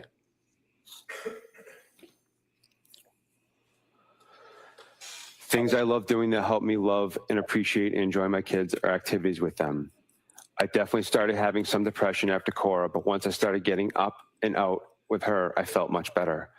I think signing Cal up for baby music class would be a great thing. Maybe Fridays can be my day with him. I've just fallen out of the habit of doing anything fun, anything for myself, anything with Pat, and I need to work on that. On a positive note, I had a great deep night of sleep. I'm terrified of something happening to my kids or doing something wrong to mess up their development. Our generation is inundated with information about every aspect of parenting and everything that go wrong if you don't get it right, and all the scary things happening in the world. It's insane. For the last 5 years, I've just filled my mind with all things parenting, and it's just unhealthy. Thank you. And so everything that you just read would have been written and filled in by the user, correct? Correct. If we could go to the next one.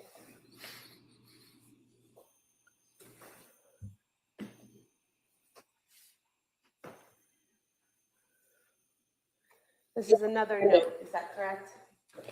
That's correct. And this note, it says it was created December 22nd, 2022. But then it was modified on January 23rd, 2023, correct? Yes. And this note here, again, we don't know how many times it was modified. You just know the last date it was modified, correct? That's correct. And you don't know what was changed in the note. You just know that something was. Correct. Okay. If we could go to the next one.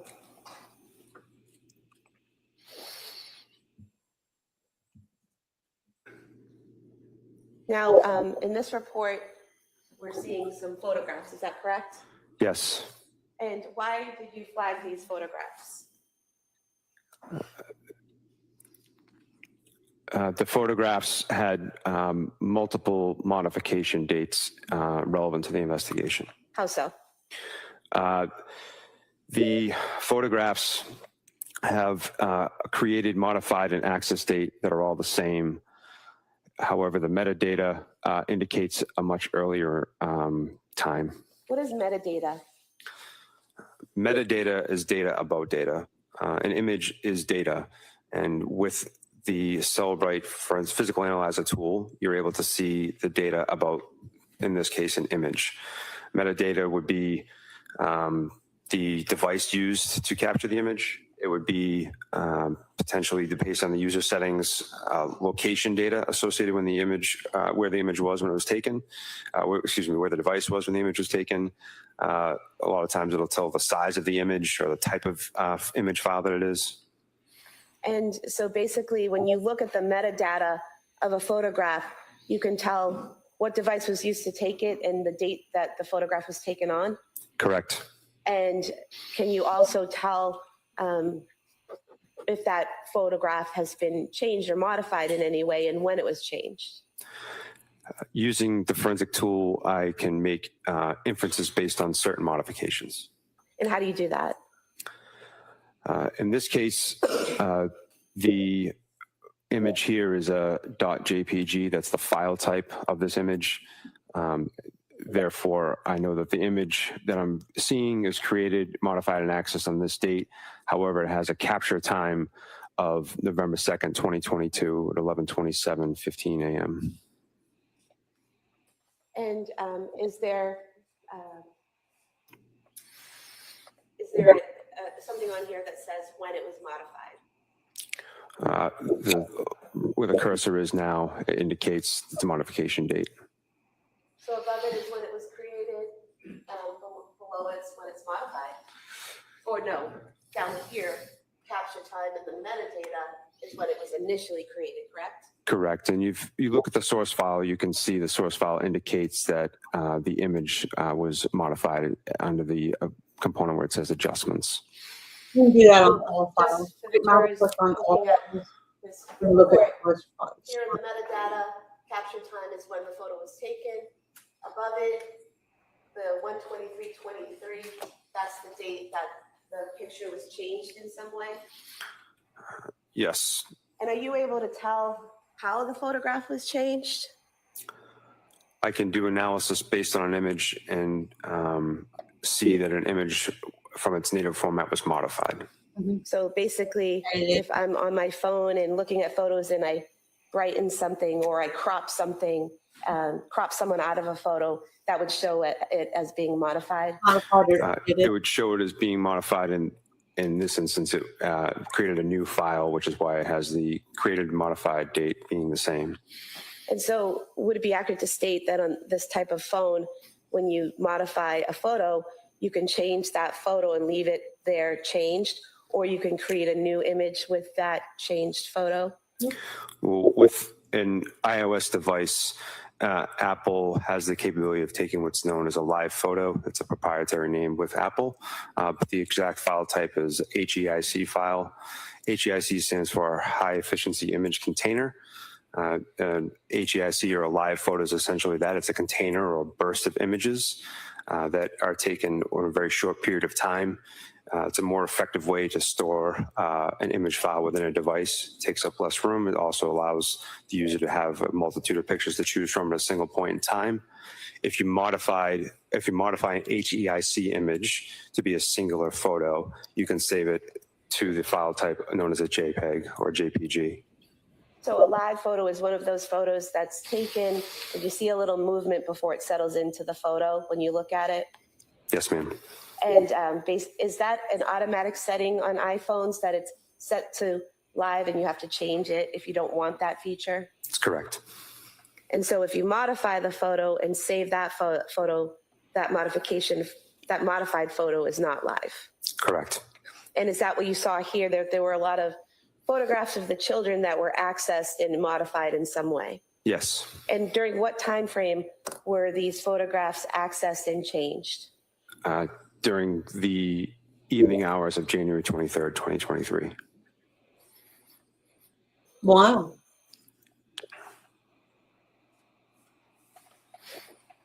So like right before their death? Like the day before their death?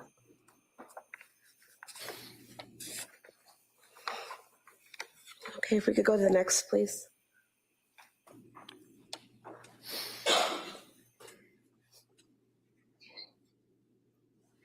And what is this report displaying? This is another timeline report with the first event starting January 24th, 2023 at 4:00 p.m. And does it go on January 24th, 2023 from 4 p.m. to 8 p.m.? Right? That's correct. It encompasses everything that would be before that time frame. It appears the last entry is 7:02:01 p.m. And this would contain all of the things that were done with the phone between 4 and 8 p.m. on January 24th, 2023. Is that correct? Everything that was detected by the forensic tool based on the extraction type. Okay. And if we could go to the time frame 4:30 to 4:35.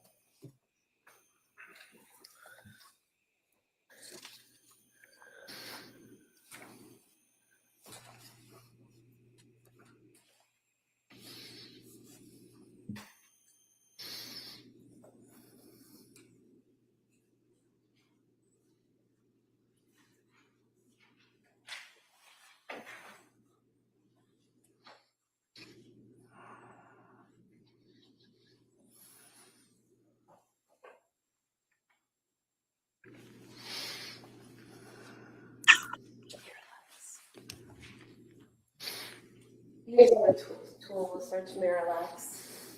Looking here, starting at item 37 at 4:46 p.m., is there a search for Miralax for kids on the phone? Yes.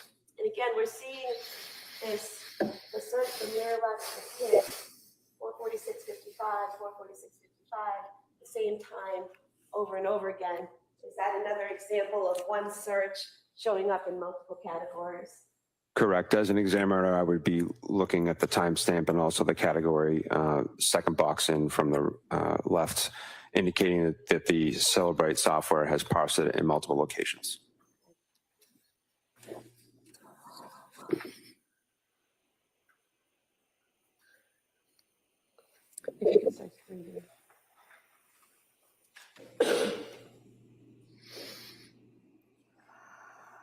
In searching 3B in the document, we see here multiple sources.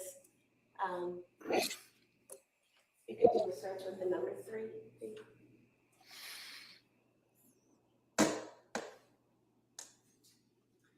So we see here at 4:43 p.m. on January 24th, a search for the 3B menu, correct? Yes. If we could scroll down a little. And again, those are all at the same time, so they indicate one search for the menu. Yes, and the tools parsed it in multiple categories. And we could go back.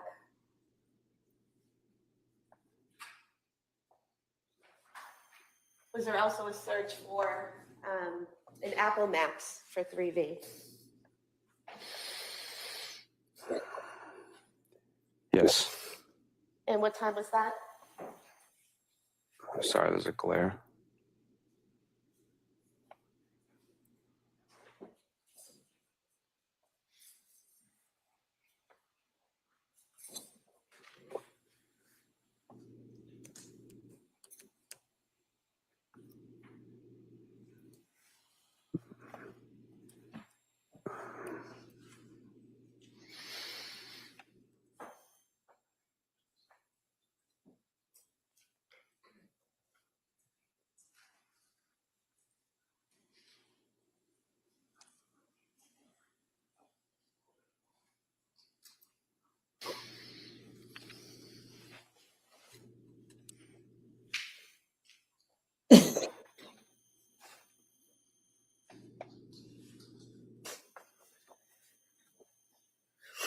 If we could go to 4:13 p.m.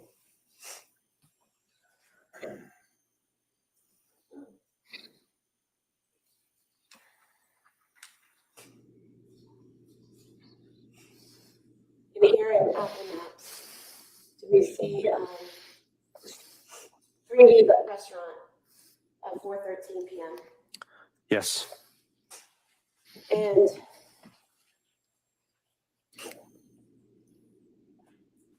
when you're using a map feature to look up a location, such as Apple Maps, what type of information do you learn when you plug in a location or an address into Apple Maps?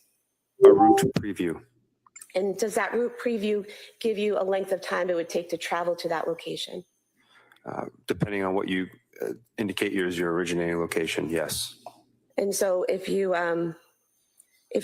plug in 3V restaurant to Apple Maps and it maps out a route to get there, does it tell you from your location to 3V how long it would take to get there? Based on traffic conditions, yes. Because that changes constantly, correct? Yes. So if I open up my Apple Maps and I put in 3V right now from here, at this time, the time it takes to get there might be different than, say, at 6 o'clock tonight. Yes.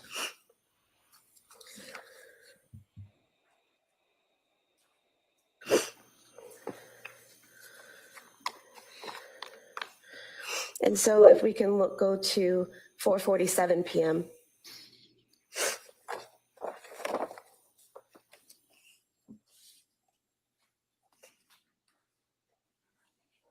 And here at 4:47 p.m., again, we're seeing the search for kids Miralax, correct?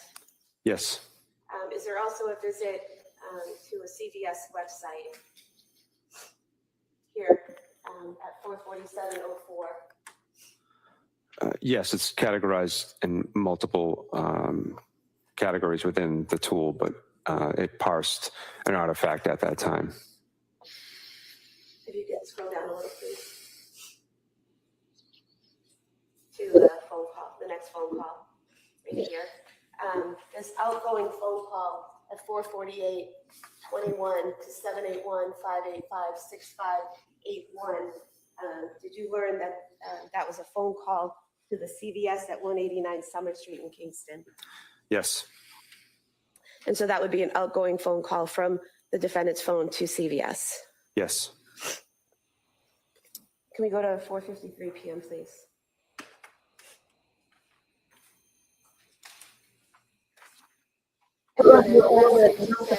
Message 80 outgoing from the defendant's phone at 4:53:09 from Lindsay to Patrick Clancy, correct? Yes. And it says, any chance you want to do takeout from 3B? I didn't cook anything. It's been a long day, correct? That's the content of the message. Is there a response in message 82 from Patrick to Lindsay? Yes, there is. And what is the answer? Yeah. And then is there a response from Lindsay to Patrick at message 84? Yes. And what is that? Okie dokie. And then message 86, again from Lindsay to Patrick, does she send him another message? She does. And what does that say? Check the menu when you can. And then if you could scroll down to the next message, is that message 90 from Patrick to Lindsay asking if Callan just got up. It is. And then message number 92, is that from Patrick to Lindsay saying also, what are you getting? Yes. And then 94 at 5:06 p.m., is that from Lindsay to Patrick, stating, but it was just a short nap in message 96. Yes. And then message 97 at 5:06 is 3D menu search. Yes. And that source says Safari. Is that a Safari web search for the 3D menu? Safari is the default web browser on an iOS device, and iOS stands for iPhone operating system. So that's a basic search on your iPhone for the 3D menu. Utilizing the Safari web application, correct. And then number 98 is that another search for Pediatric. Correct. Excuse me. Now both the search for 3D menu and the search for Pediatric are at 5:06:45. How does that happen? That there are two searches for two different things at the same time. Can you repeat the question? So you have in message Breathing on the mic. 97, you have on January 24th, 2023 at 5:06:45, a search for 3D menu. Then the same date at the same time, a search for Pediatric. And what's the question? How does it happen that you have two searches at the same time? I would only be able to make an inference from here without having the forensic tool available to me. And what would the inference be? That there was more than one tab open. Okay, so on your phone or a computer, when you're doing web searches, you can have multiple pages open, correct? Yes. And you can just click on whatever page you want to open, you can click on and that will open up. Correct. You can select which tab you want within the Safari application. Tabs, right? Okay. So how many tabs can you have open at any one time? Numerous. I'm not sure the number, but I've seen iOS devices capable of having more than 30 or 40 tabs open at a time. It wouldn't be uncommon or unusual to have at least two open to two different web searches. No. Okay. If we could scroll down a little, please. I have 5 open right now. And then we have in 106 and 105, both messages. First 105, we have a web history at 506:47, the menu at 3V restaurant, again, the source Safari. And then we have cookies at 506:48.3vrestaurant.com. Can you tell us what the difference between those two are? They're both from different databases. They're both associated with web browsing. Web history is from the history component of the Safari application. Cookies are installed through web browsing. Through legislation, when you visit a website for the first time, you'll typically be prompted, do you want to allow the website to download cookies onto your device? Cookies downloaded to your device serve a multitude of reasons. One might be that it allows the website or the company to be able to track your activity while on their website, which helps them for marketing and business purposes. Another component of cookies would be to enhance the web browsing experience for a website you go to on a regular basis. It would increase the load time. So it is an artifact that is indicative of web browsing. And so message 108, again, we have at 506:49, we have a message from Patrick to Lindsay saying, oh, okay, is that correct? Yes. And then message 112, we have a message from Lindsay to Patrick where she says Mediterranean Power Bowl, correct? Yes. And that was at 5:07 p.m. We have a message 115 from Patrick to Lindsay at 5:08 p.m. Okay, I'll do scallop and pork belly risotto. Is that right? Yes. All right. And then if we could go to 5:10 p.m., the phone call right there. Oh, go back to it. And so we have 2 phone calls here, one at 5:09 p.m. and one at 5:10 p.m. The first to 508-747-4950 and the other to 508-927-4046. The first one is for 11 seconds, correct? That's the duration, yes. And that's noted here above source. Yes. And then the second is 47 seconds, is that correct? Correct. Did you look into these 2 phone calls? I don't recall. Okay. Do you recall the 508-927-4046 being the number for the 3V restaurant? Yes. And if we could scroll down a little bit. Are there further searches at 5:13 p.m. Starting at number 128 for Pedialax? That's correct. And again, we're seeing that same thing with the same time, but multiple different categories that one search is located in, correct? Correct. Single artifact, multiple categories that the tool parsed it as. Can we go to 5:33 p.m., please?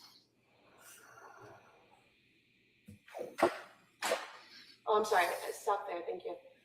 146, message 146, a message from Lindsay to Patrick at 5:15 p.m., which states Pedialax liquid stool softener, correct? Yes. And then at 147, we have 5:33:51 p.m. Is that a phone call from Patrick's phone to Lindsay's phone? Yes. And that has zeros in it for duration. Does that indicate the call wasn't answered? It would be an inference. And then going down to 150, we have an outgoing call from the defendant's phone to Patrick Clancy for 14 seconds at 5:34 p.m., correct? Yes, That means the call lasted approximately 14 seconds. correct. And then the last item there, item 152, that is an incoming call to the defendant's phone from Patrick Clancy, correct? Yes, And again, we have zeros here indicating that the call wasn't answered, correct? it's an inference, yes.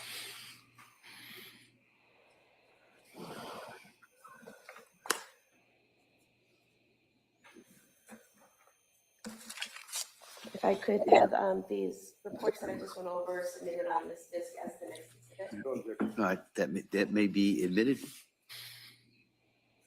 So she called him back and talked to him for 14 seconds.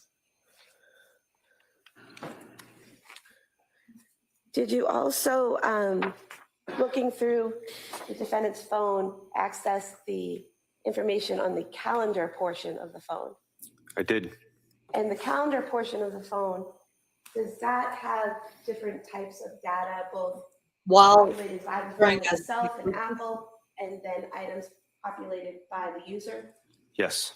Could you give us an example of something that would be populated by Apple and not the user? A national holiday such as Christmas Day would be populated by the operating system through the application of calendar.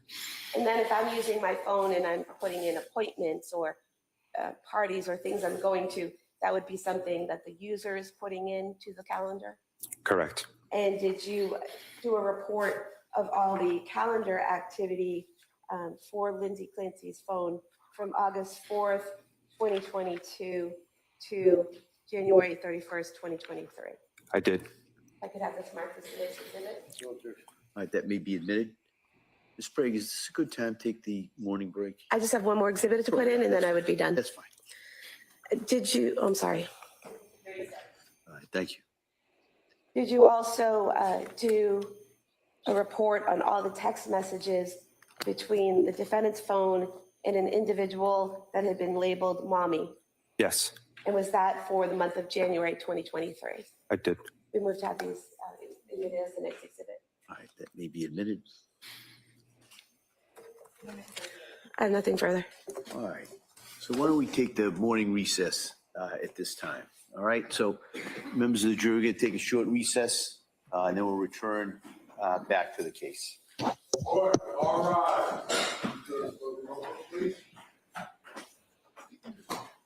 Wait, please.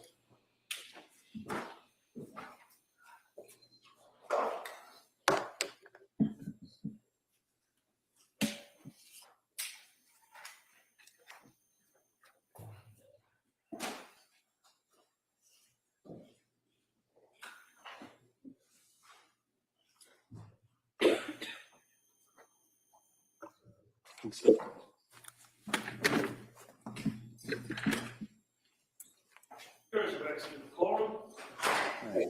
We'll be in recess on this matter. Thank you. All right.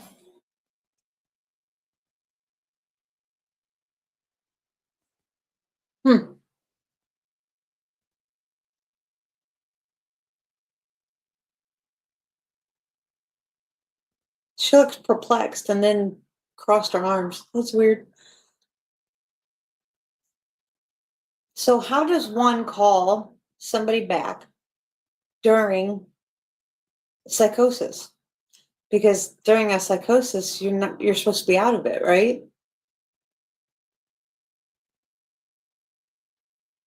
So she was able to use her phone, make a phone call, talk coherently for 14 seconds.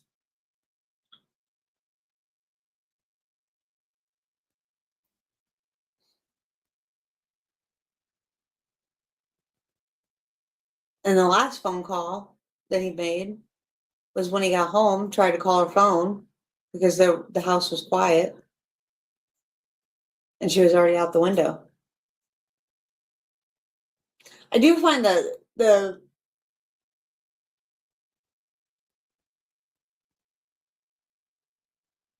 yeah, that's what I always wondered, right? And that's what he said. Like, if we go by Patrick's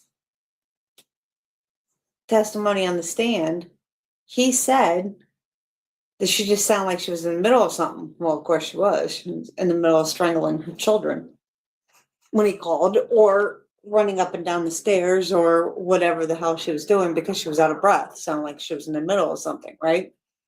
Moving the bed at that point. Who knows what she was doing at that point? Because she was in the middle of something. But she was able to answer his questions. So she was coherent. So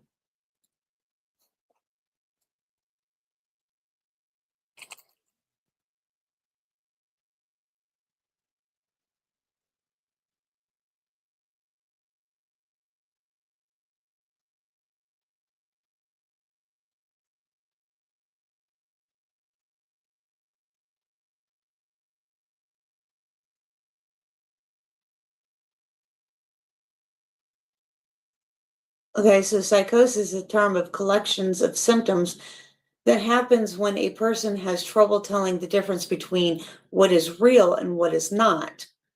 This disconnection from reality can happen for several reasons, including many different mental and physical conditions that usually treatable and with medication and other techniques.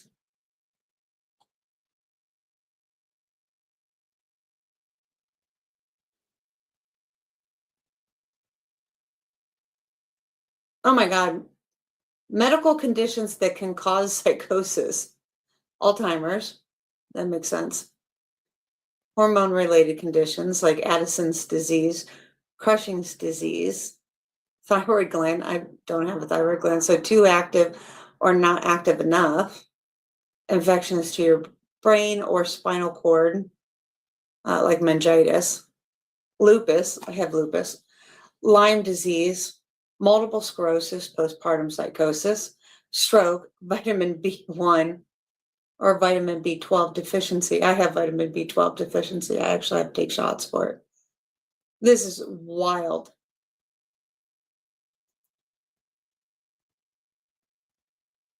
Other causes of psychosis: misuse of alcohol, prescription medication, and recreational drugs, severe head injuries, traumatic experiences, past or present, usually high level of stress or anxiety. Like in today's world, who doesn't have high level of stress or anxiety? And looking up maps, if she was concerned to be alone for so long, why send him to a restaurant further out? That was my question, right? So, and that was the thing.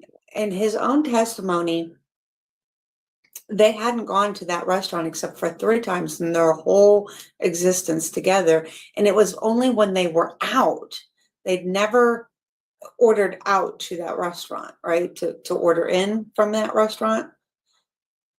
They've only gone there to sit down and eat. And it was only when they were out driving around doing things, stuff like that, they would stop in and eat there. And I've only gone there 3 times.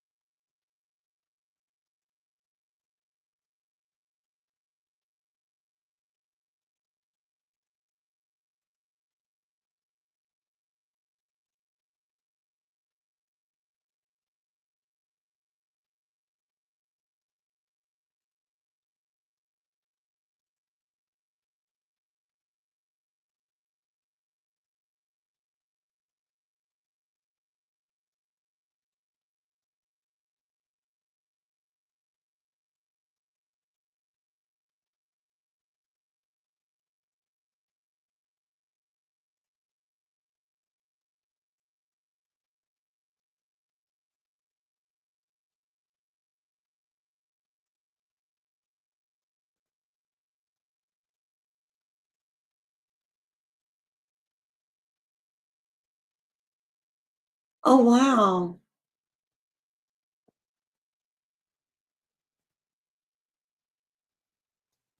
Well, I'm glad you're okay now.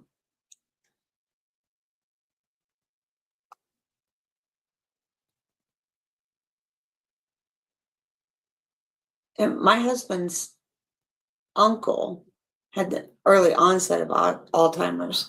And I'll tell you what, like, it's the way that they think is like bizarre, right? And then how they get mad and stuff like that. But even like reading what the like psychosis, like there's such a disconnect. They don't even realize the world around them's not real. So how did she call? This is my question, right? How did she know to call Patrick back, to use the phone, to talk to him, to have a conversation about what was actually happening and going on? She wouldn't have realized that it was real, or what she was. It would have been, he would have probably been like, what are you talking about? Like, for 14 seconds, it wouldn't have been a normal conversation. Or from what I'm reading here, bizarre delusions, grandiose, like all this weird stuff.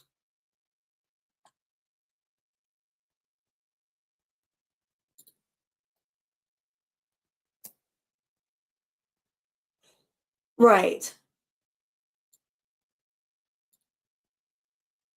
And so, like, what I'm reading is they usually believe there's stuff after them. I mean, there can be like really weird where they believe there's androids and people are out to get them and all this stuff, but it involves a disconnect from reality. Like, she may not even have realized the phone was ringing or that the phone was even real or anything like that. But to call him back and have a real conversation about what was actually really happening. Yeah, me too. And so, like, the whole looking up the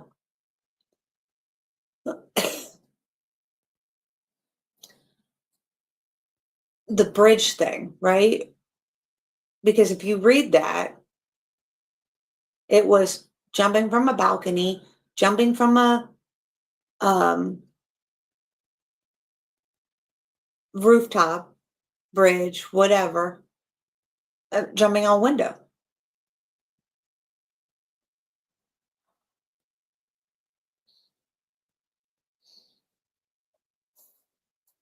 And then they want to say, well, the only two people that were there were her and Patrick. You think Patrick looked up jumping out a window, jumping off a bridge, jumping off a rooftop, off a balcony?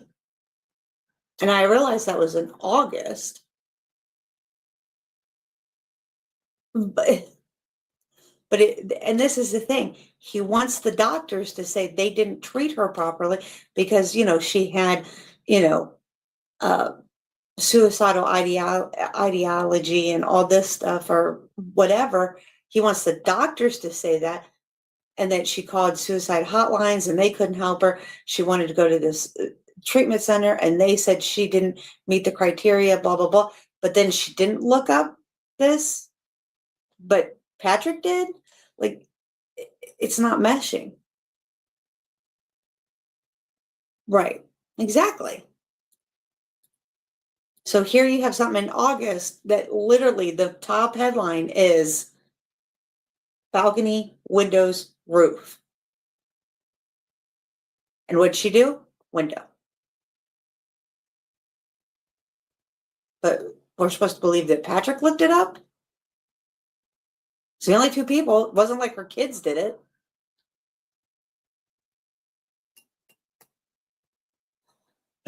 And why would Patrick get on her Facebook page and look this stuff up? To like what, set her up? Like, I have a Facebook page. My husband has a Facebook page. He doesn't get on mine. I don't get on his. Like, that would be weird. What?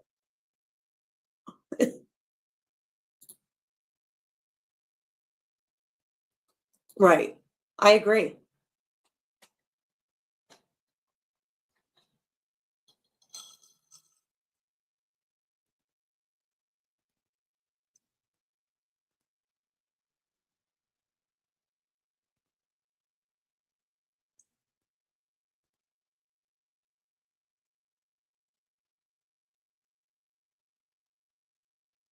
mean, it's really weird how it all is lining up and playing out, right?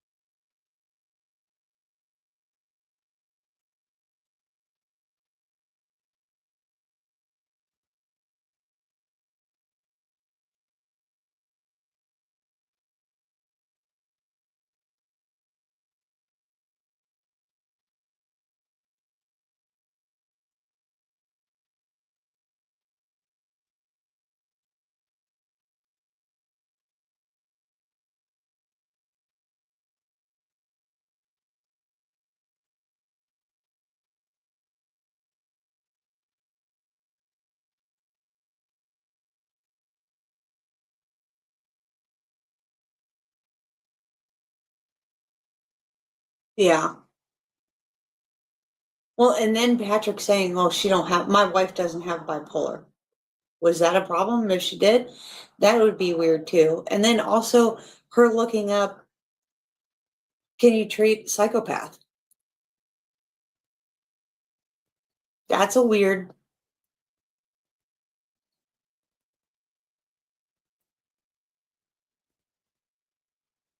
That's a weird search.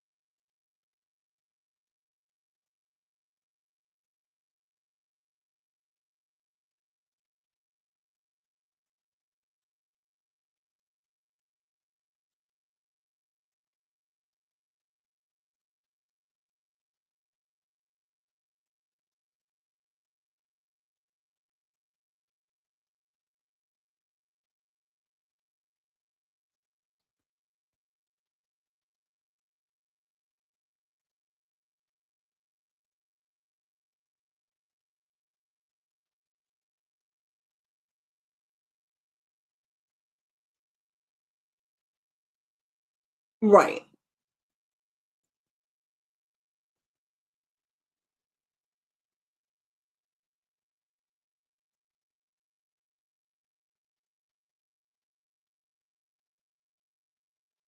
Down to the minute too on the kid's sleep schedule. Like who writes down 8:36? Why does it have to be 36? I mean, give or take a few minutes. I mean, I don't know. I don't have kids. So like, but why does it have to be like to the minute?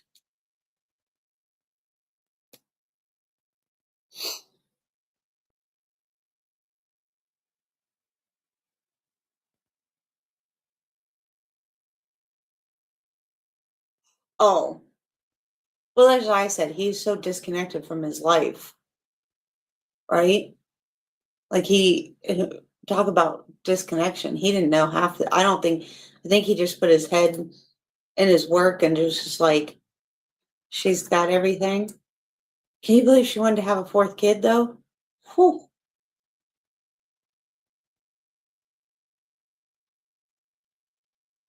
And then she was resentful of her other two kids because she wanted to raise the baby a certain way and she couldn't because the other two. That says a lot too.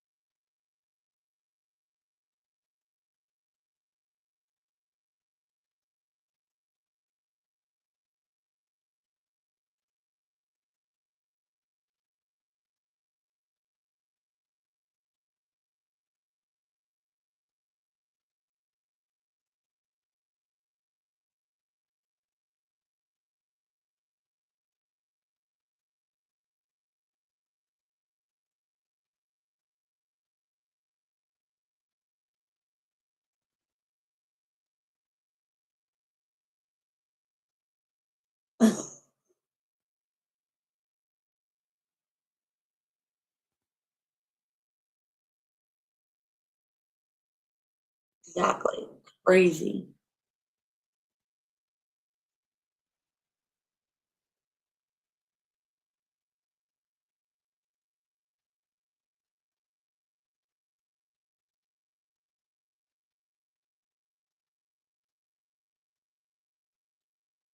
Question is, what made her decide to go to this extreme though?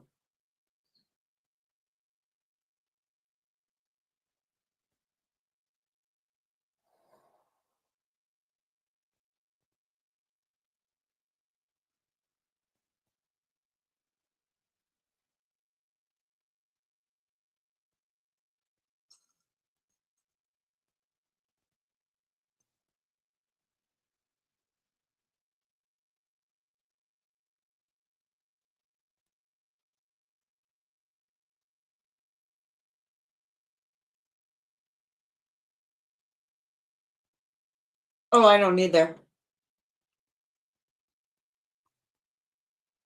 And I agree. Healthcare needs to be improved. The problem is she never gave anything a chance. She never stuck with one plan to even see if it would work.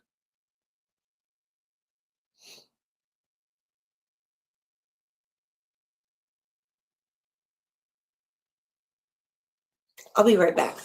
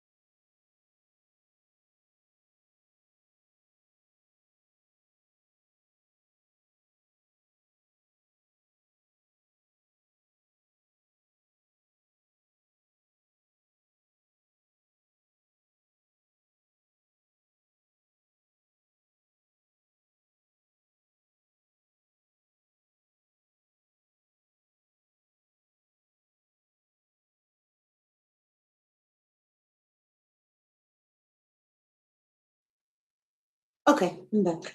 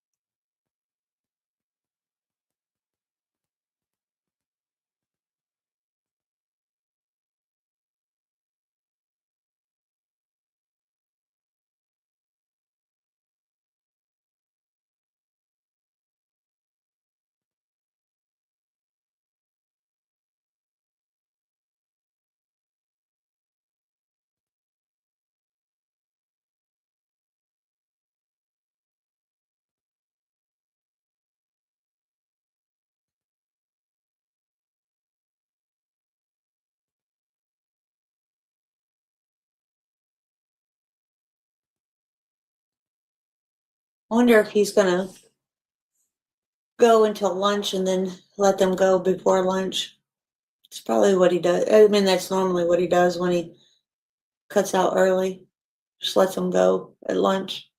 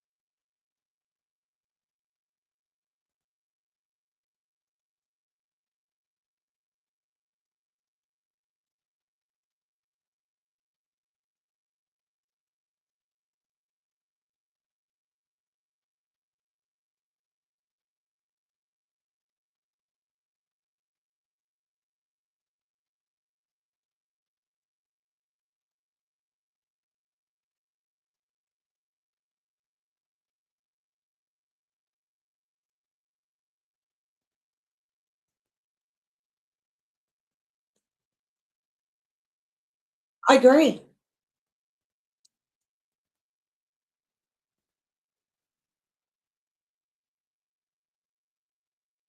That's what I was saying about even if she went, like she went for the 5 days or checked herself out after the 5 days, and her whole thing was, well, it was her daughter's birthday the next day.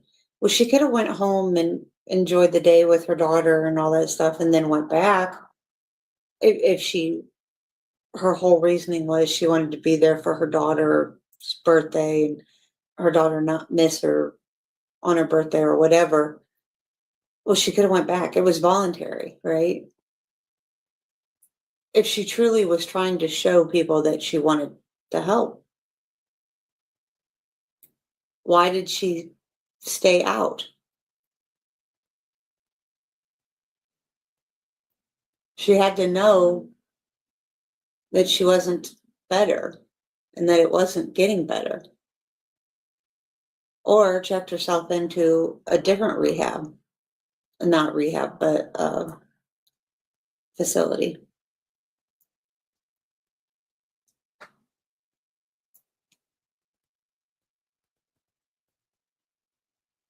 But only staying for 5 days, it didn't, again, it's kind of like the medication. She didn't give it time to work or to do anything.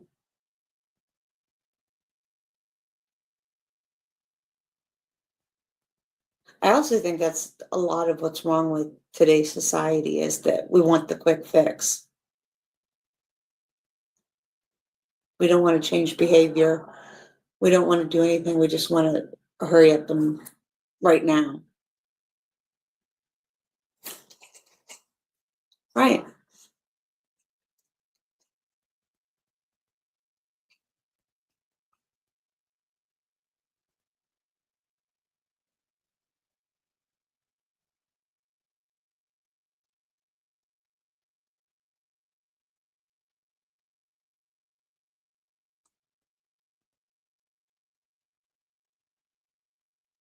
Right.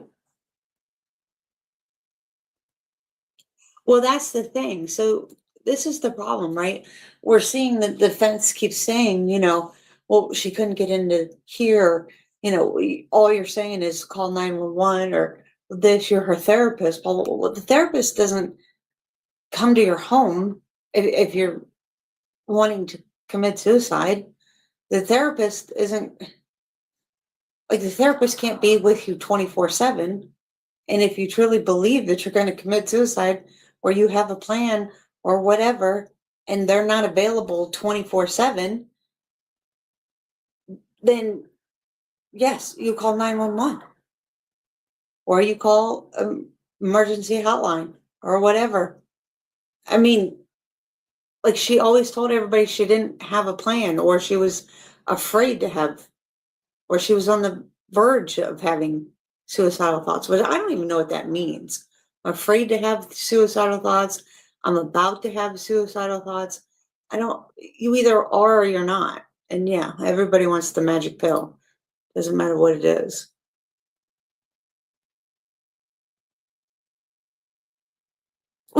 Right? Exactly. But that's the thing, is like, I don't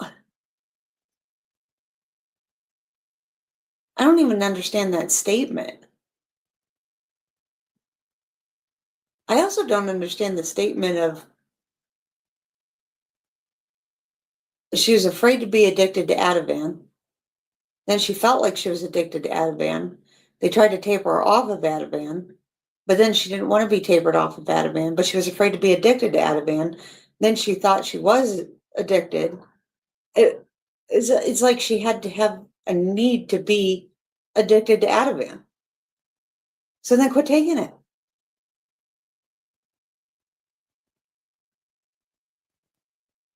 Like, let them taper you off of it and then just quit taking it.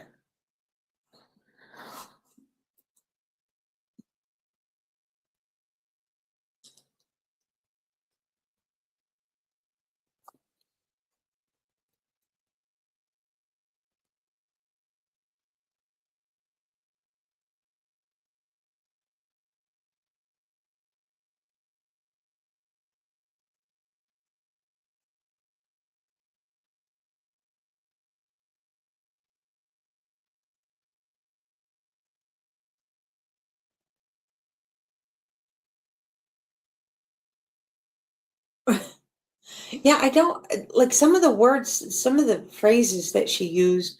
Also, she had suicidal thoughts or she had intrusive thoughts. And the intrusive thoughts, and when pressed on what the intrusive thoughts were, hopelessness. I don't understand that either.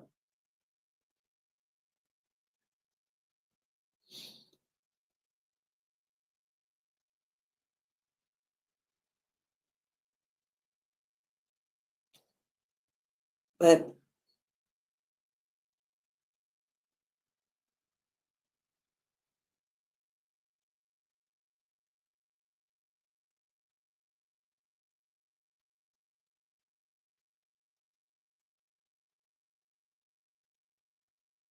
right. Yeah. I mean, and that definitely plays a part, especially if you have a fear of medication or being addicted to it, or if you're sensitive to it and you start feeling like weird on it, but then like don't take it, you know what I mean? Or I don't know. But if you start taking something and then you're like afraid of it, then it's going to give you, because some of the things that she talked about were like, did she look up like a pill, right? Like she starts taking a pill, she looks up the side effects, and then you know how like it gives you like common side effects and then like really rare side effects, and then like all of a sudden she had the really rare side effects. You know how like when you like take things or whatever and you're like looking up side effects and like, or like, you know, like somebody says to you, you feel good, right? And everybody says, wow, you look like shit today. And then you're like, do I? Then somebody else says to you, wow, you really look like shit today. You okay? You look tired. You look whatever, right? You look run down. And then all of a sudden you start feeling like shit and run down and tired because it starts fucking with your head. And you're like, oh, do I really? You know, like you don't feel it until like, you know, by the time 15 people tell you, you start feeling like shit.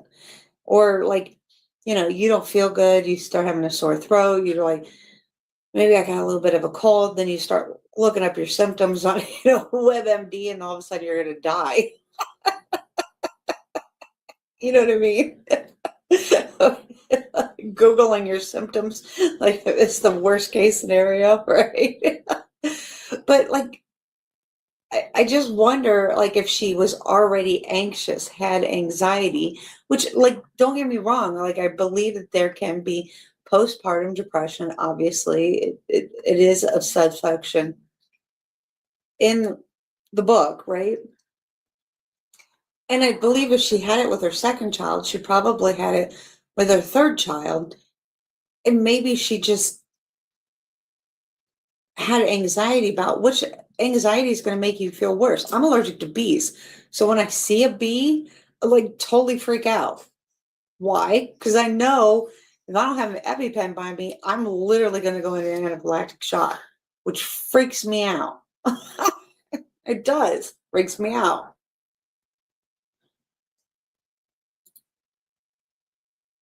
Right. So, like, my husband knows right away. He's always like shooing the bee away, getting the bee away from me, all that stuff. Cause like I will freeze when I see a bee. And I'm like, oh my God, it's a bee. Cause if I don't have an EpiPen on me right away, I'm like freaking out. I mean, I don't like freak out, like run around screaming or whatever, but I like freeze because I'm like, it's a bee, get away from me, get away from me, get away from me. Because it's a bee. Because I don't want to go into anaphylactic shock. I mean, that anaphylactic shock to me is freaking scary. I go into anaphylactic shock with gluten. And so, like, I just going to anaphylactic shock freaks me out. So, did she like have anxiety already? Because, and then having the third baby go, oh my God, oh no, I'm going to feel the same thing I did with the second one. And then just like kind of work herself up a little bit and then just make it worse. And then if she's sensitive to medication, that could have added to it.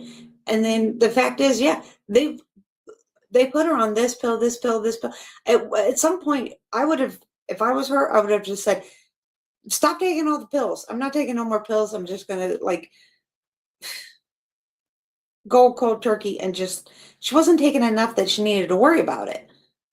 Like she was on the smallest dose of all of them. And I would have just been like, I'm going to take some melatonin and some NyQuil, I don't know, something to try to sleep and just need to get some sleep.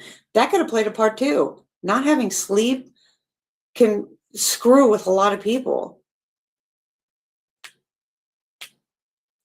And if you're not completely honest to your doctors, that can play a part. Oh, me too.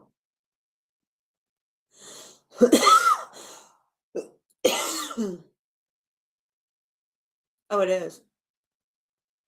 It's horribly. I laugh, tell everybody you could kill me with a baguette. You can kill me with a loaf of bread. Yeah, I have to carry 2 EpiPens with me. It's horrible. So, but yeah, it's like, but I don't know. So for me, it's just maybe she worked herself up and then it just got worse and worse. And then adding some of these pills got worse. But she wasn't on high doses. It wasn't like she started out at 600 or 800. She started out at minimal doses. And I think a lot of her brain played into it of, oh my God. Because why was she, like, honestly, why was she, like, I'm addicted. How can you be addicted after a week? How can you be addicted even after a month?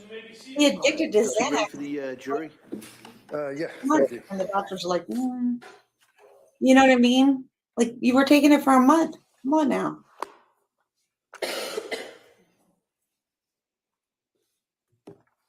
Right. Oh yeah, not having sleep if you're not used to it, especially having babies. I mean, even her 3-year-old is going to be hell. The 5-year-old, a little bit more self-sufficient, maybe. The 3-year-old need a lot of work. 8-month-old or 6-month-old, 8-month-old at the time.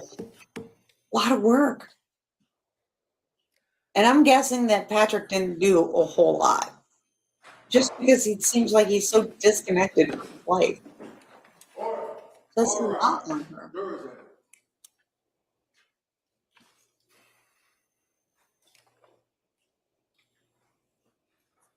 But, and all of that still doesn't give you a right to kill your children.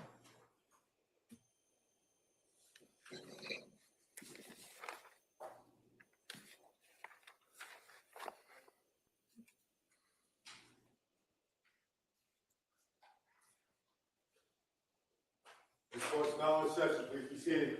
Your Honor, for the purpose of the record, we return back to the trial of Commonwealth versus Lindsay Clancy. All parties are present, including the defendant and including the 18 jurors. All right, Mr. Reddington. Yes, Your Honor, thank you. Morning. Morning, sir. So you are part of the prosecution team that handles the downloads of computers and cell phones and things like that, right? Specifically mobile devices, sir, not computers. Mobile devices, okay.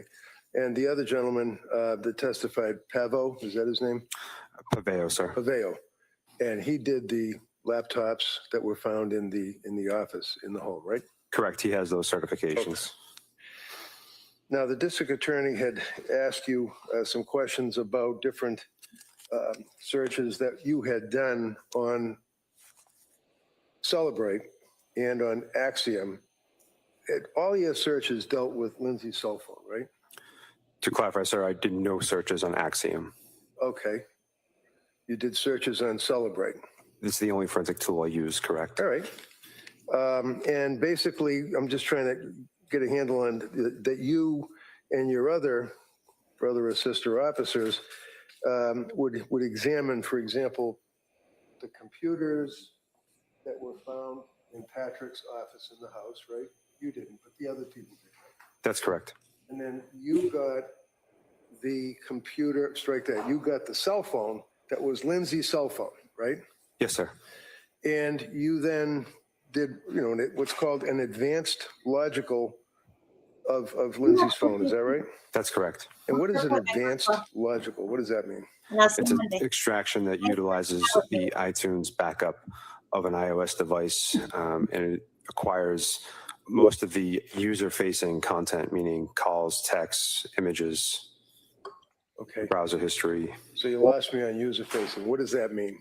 What the user sees when they're using the phone. Okay, so like if you pick up a phone and you open it up, then you're interfacing with the phone and you're looking at different things, such as photographs, emails, texts, things like that. Yes, sir. Okay. In addition to Trooper, now Sergeant Paveo, and yourself, there also was another trooper that you were working with, a guy by the name of Rabbit, like Roger Rabbit, right? Yes, Joseph Rabbit was assigned to the unit at the time. And he also conducted a search, but he did what's called a full file system extraction, right? I don't recall.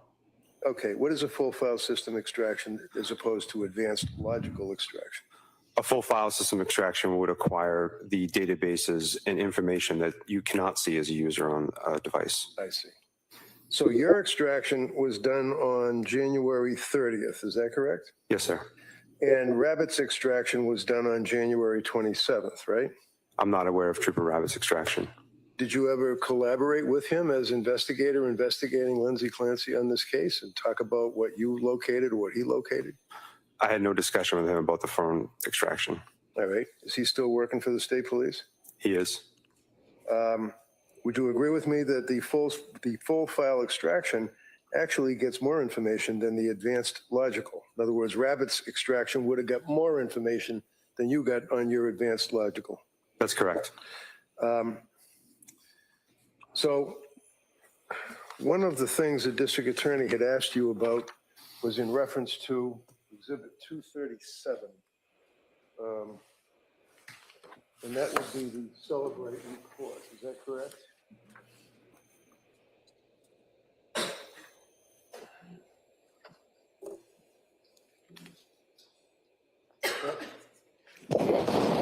Basically, the caption for the extraction on the Celebrate report.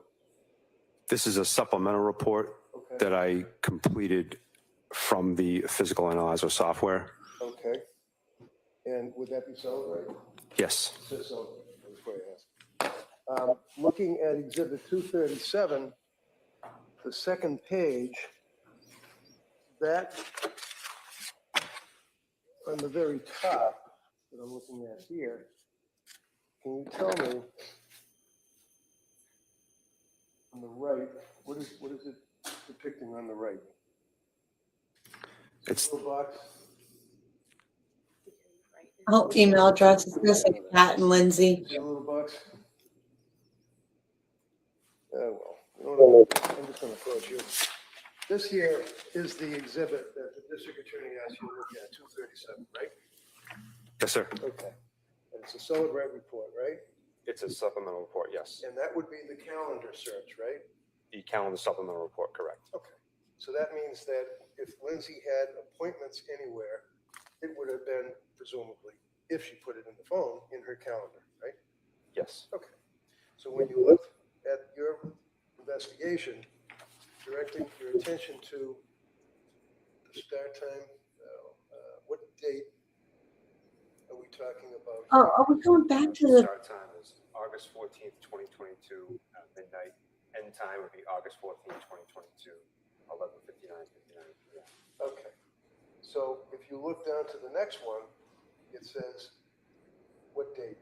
August 23rd, 2022, 10 a.m. Okay. And did she make an entry She on did. her computer on that date and time?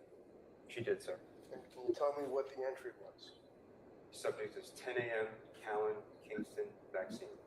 So Callan would be the son. uh, She had it in her phone that he had an appointment At at 10 a.m. vaccine at 10 p.m. The time is 10 a.m. 10 a.m. Okay. And the next one, what is the next one? Would you like to know the subject, sir, or the Yeah, date? sure. Just whatever the date is and then what the subject is. Okay. The start time is August 23rd, 2022, 5 p.m. The subject of the entry is 9:45, Kingston, Dawson, ear check. And that would be indicative of an appointment that she had at the pediatrician's office for Dawson's ear check at 9:45 in the morning. Is that correct? Could be an inference, I'm not sure, but that's the entry.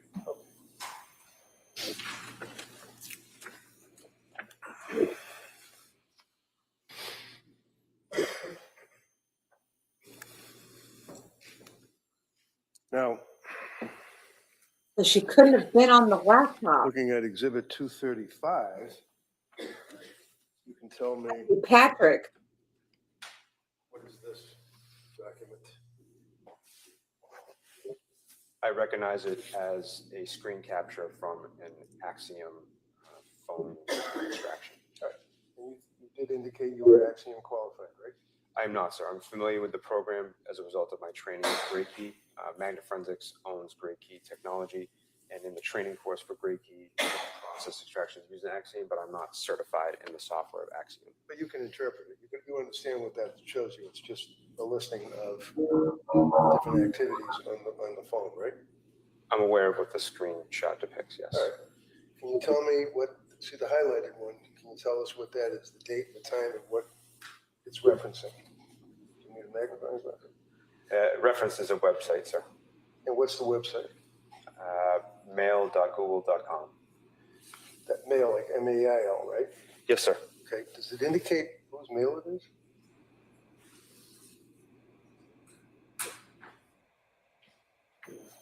Does it show it on the right-hand side of the box?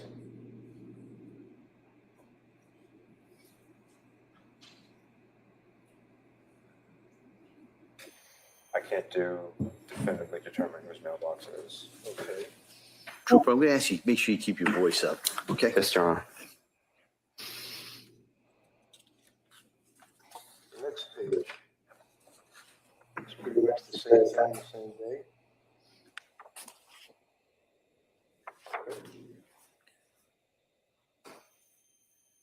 Can you tell us on that page who signed in under what email? The artifact is indicating that there's a title with an email. What's the name? Sorry. patrickclancy@gmail.com. So that's fair to say that would be patrickclancy@gmail.com. That's his email that's signed in on Lindsay's Facebook. I can't confirm that. Okay. I can't confirm that.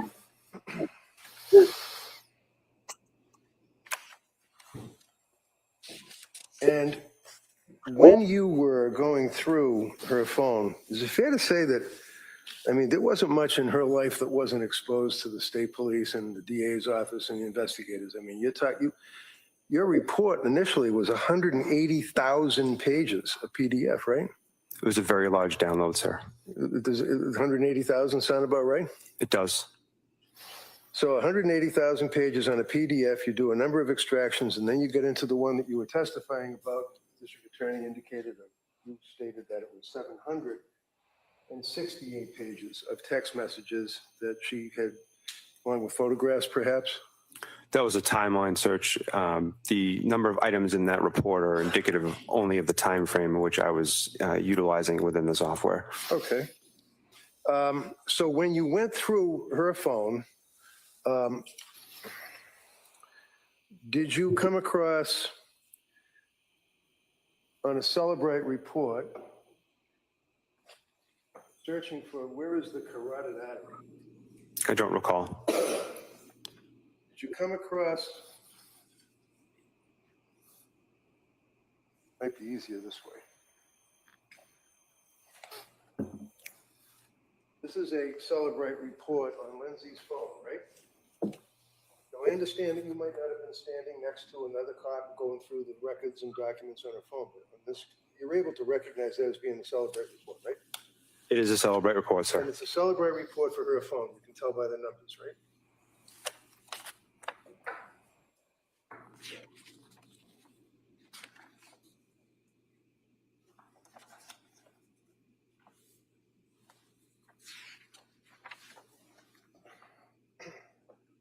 Maybe this will help a little bit. See this here where it talks about source file and it's got a number, quadruple 08110-000925E and all the rest of them.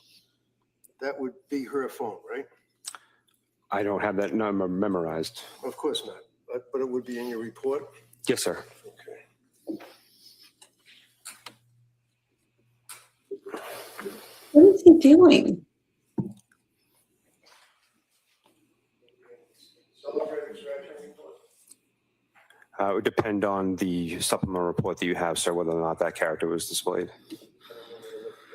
Because this is, we agree, is Lindsay's cell phone. Celebrate extraction report. This item you have here, sir? No, I'm sorry. The exhibit. This is the calendar supplemental report, yes. For Lindsay. So what's the number? You must have a number that would connect to her phone, like an address, like your home address, but in fact, it would be a number, right? It's a device identifier. It is not presented in this supplemental report. Okay. Where would the device identifier be presented? It'd be presented in the front page of the initial extraction report. And that's the 780,000, whatever those pages, right? You don't have that here. Certainly 180,000 pages. You don't have that here, right? No, sir. Excuse me, Your Honor. Sure. Mr. Barrow.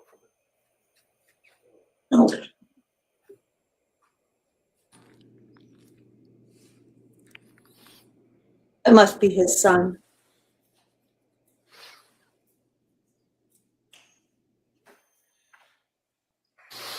Did you bring your report today with you? Just the report, not all the exhibits?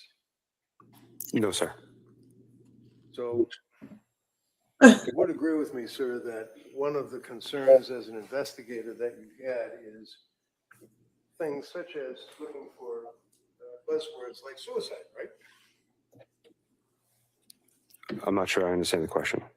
When you're looking on He's gonna get angry. the target's phone, and out of this whole courtroom, the target would be Lindsay Clancy, right? Yes, sir. All right.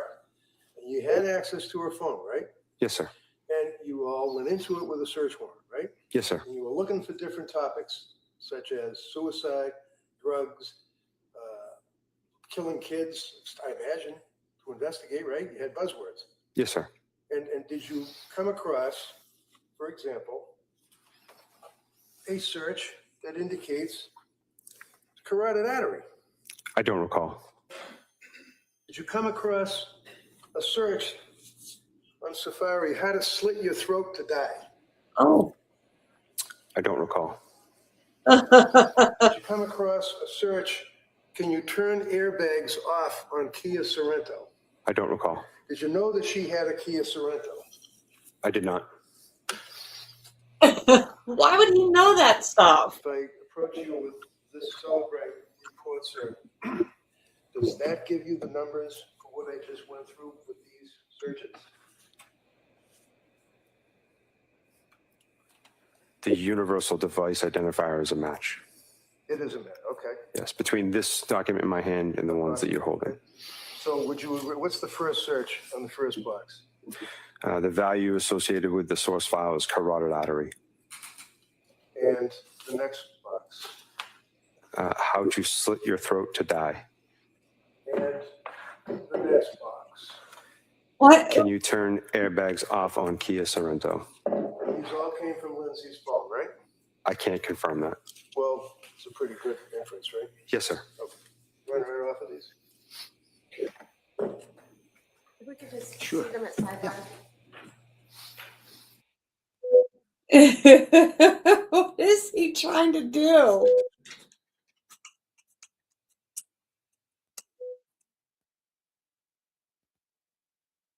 So she didn't look up how to jump out the window, but she looked up how to slit her throat?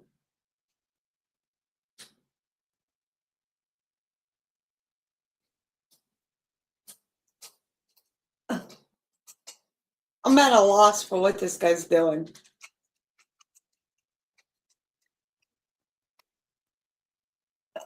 Yeah.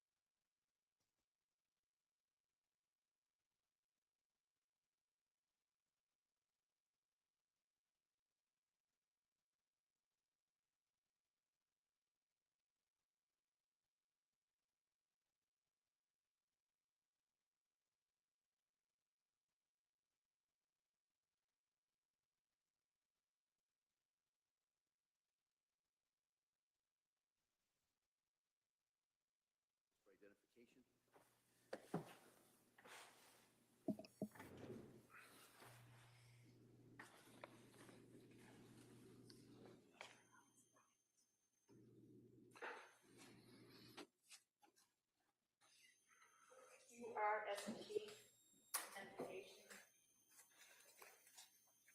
Thank you. And just, and if I can, just for continuity, sir, looking at what has been marked as Exhibit R, S, and T for identification, not an exhibit yet, the jury would have, but nevertheless, we can question you about it.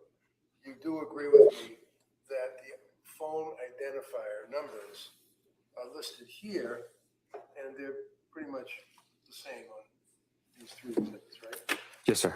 Okay. And that would be Lindsay Clancy's phone, right? I can't confirm that.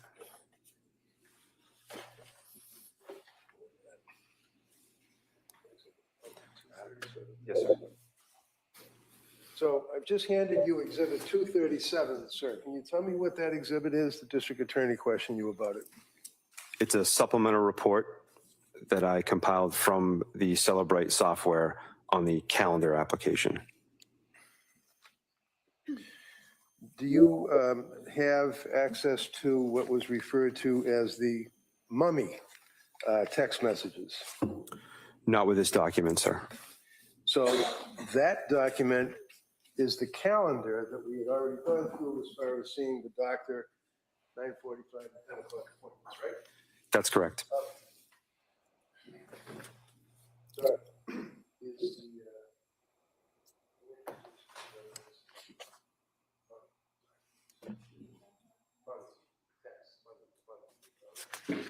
Exhibit 238.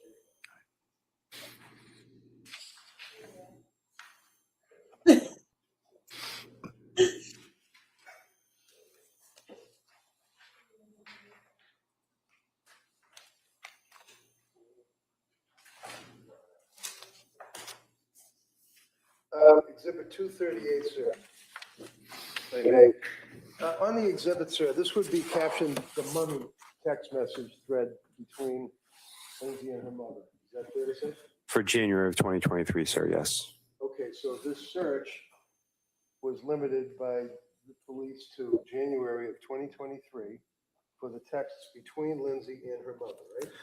Correct, sir. It's a filtered supplemental report from Celebrate. Filtered supplemental report, okay.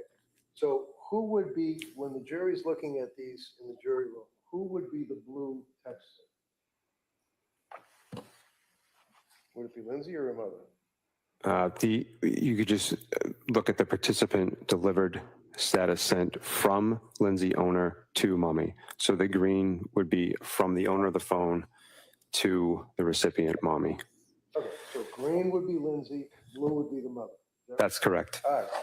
Now, let me give you Exhibit 238. It's just a representative example. I mean, looking through, when you look at September 28th at 6:18 in the morning. Sir, can you repeat that date? Yeah, sure. September 28th. Oh, you didn't do, that's right, you didn't do September. You only did January, right? Sir, this exhibit is just for January of 2023. Okay, I apologize. Let's jump to January then. Now, let's say January 3rd, 8:35 in the morning. Do you have that? One moment, sir. Sure.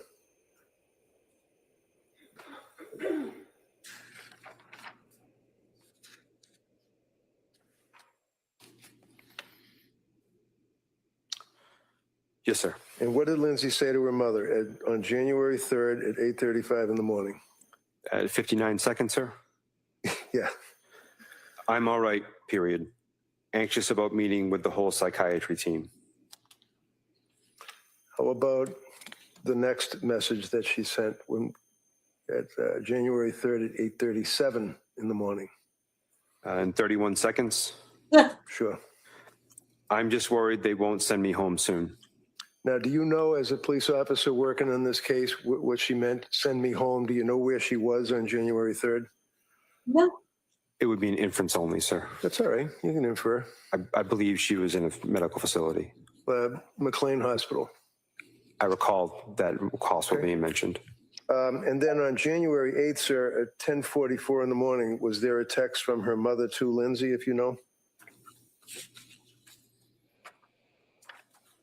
10:44. When the mother asked, did you sleep good? 1 second, sir. It's cut off by the clip here. 10:44 and 30 seconds a.m. Yeah. From mommy to Lindsay. Great. That will be fun. Sleep good last night, question mark. And did she respond? She meaning Lindsay? She did. What'd she say? I actually did. And this was on January 8th, sir? That's correct. January 10th, could you pull that up, please, at 9:48 in the morning?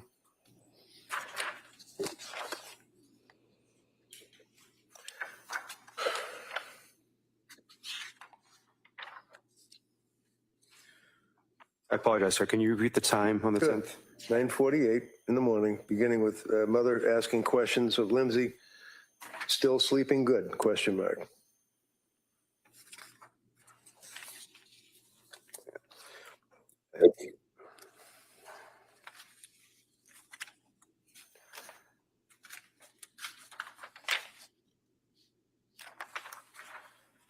I have a message at 9:48 and 15 seconds from mommy to Lindsay. Okay, what is that?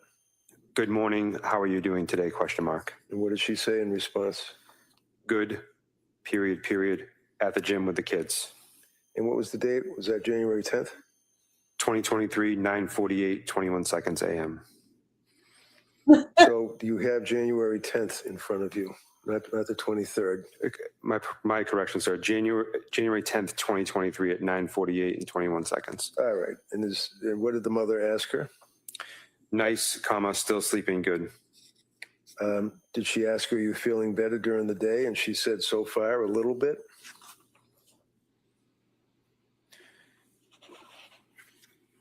Would you like me to read that, sir? Yeah. At January 10th, 2023, 9:53:01 seconds a.m. Are you feeling any better during the day? From mommy to Lindsay. And go to January 12th, 11:09 in the morning.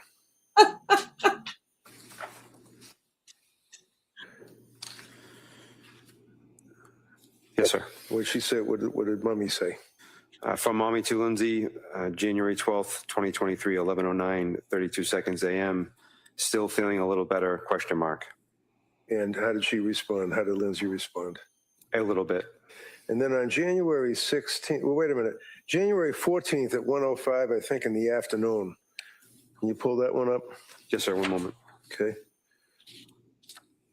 I love Recall where it starts as, I'm waiting for the day. And that would be from Lindsay to her mother. Can you repeat the time one more time, sir? 1:05 AM or PM? PM. This guy is so And this is on the 14th, sir? Yes, sir. Yep. January 14th. love it. I have a message from Lindsay to mommy, January 14th, 2023, 1:05, 13 seconds PM. Saying, About the same, period, hanging in there and waiting for the day I wake up and feel me. so she says, waiting for the day I wake up feeling like me, right? That's correct, sir. Okay.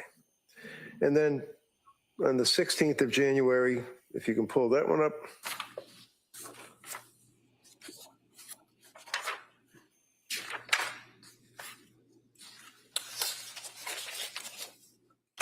January 16th at 10:20.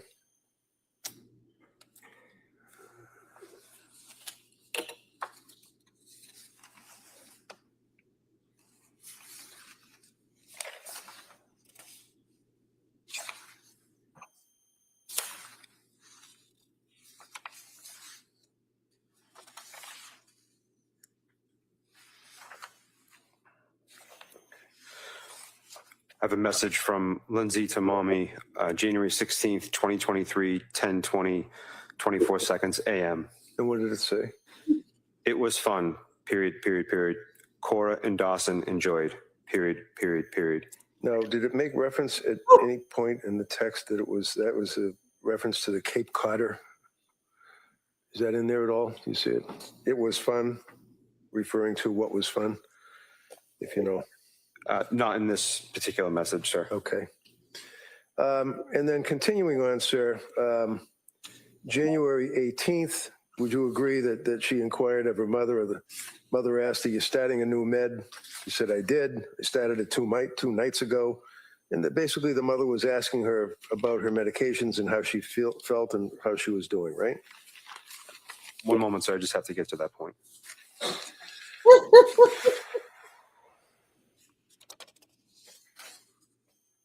So according to her, with her mom, she was. You know what, that's okay, because it's an exhibit and the jurors are going to have it and they can take a look at it. So that's okay. We're good on that. Okay, don't answer the question. No, you don't have to answer it. That's all right. Okay, sir.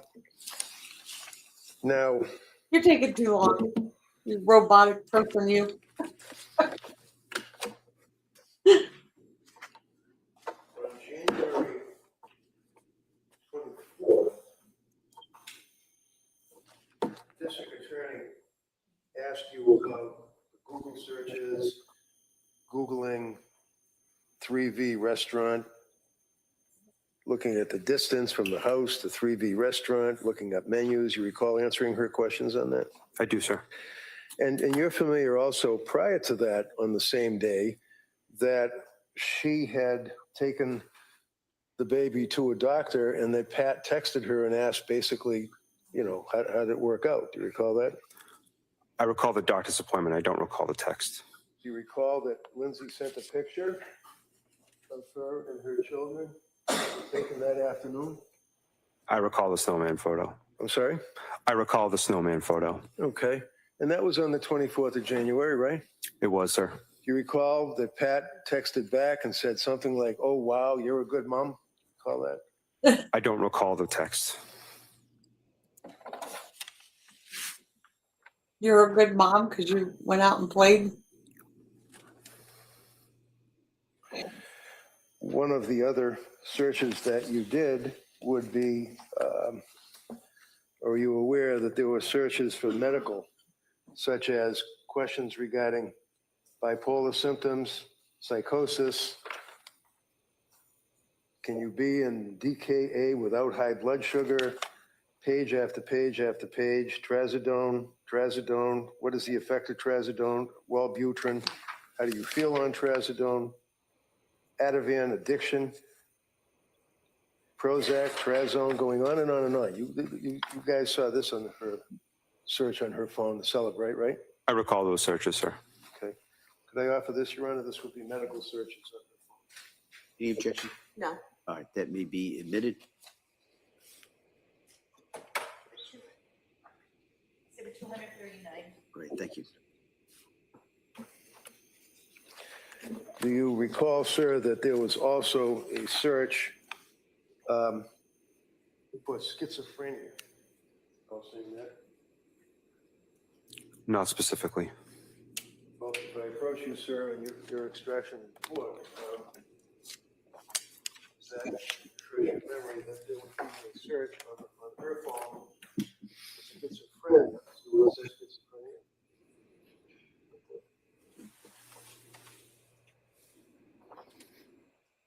Yes, sir. Okay, what was the date of that search? January 19th, 2023, 9:58:01 seconds a.m. Okay. Put that right here for a minute.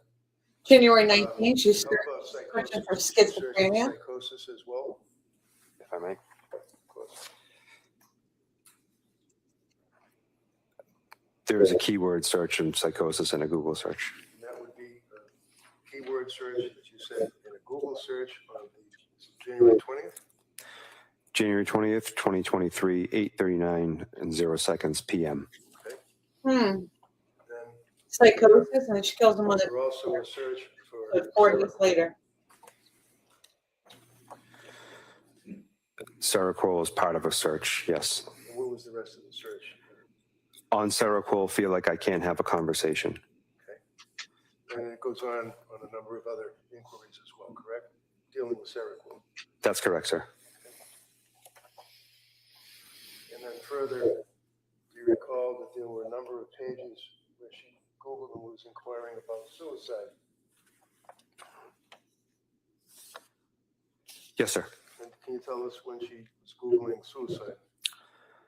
December 29th, 2022, 1:02:14 seconds p.m. you agree that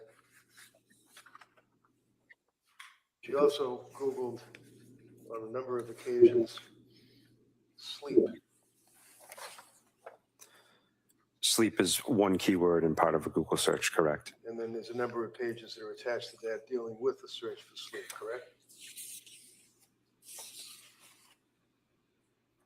That's correct, sir. And do you know the time frame that we're talking about from the Celebrate search?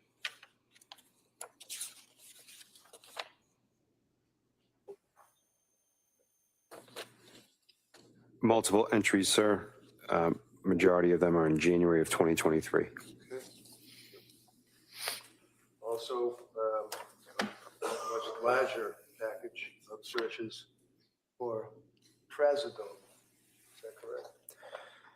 Yes, sir. Trazodone is one keyword as part of multiple Google searches. Zoloft?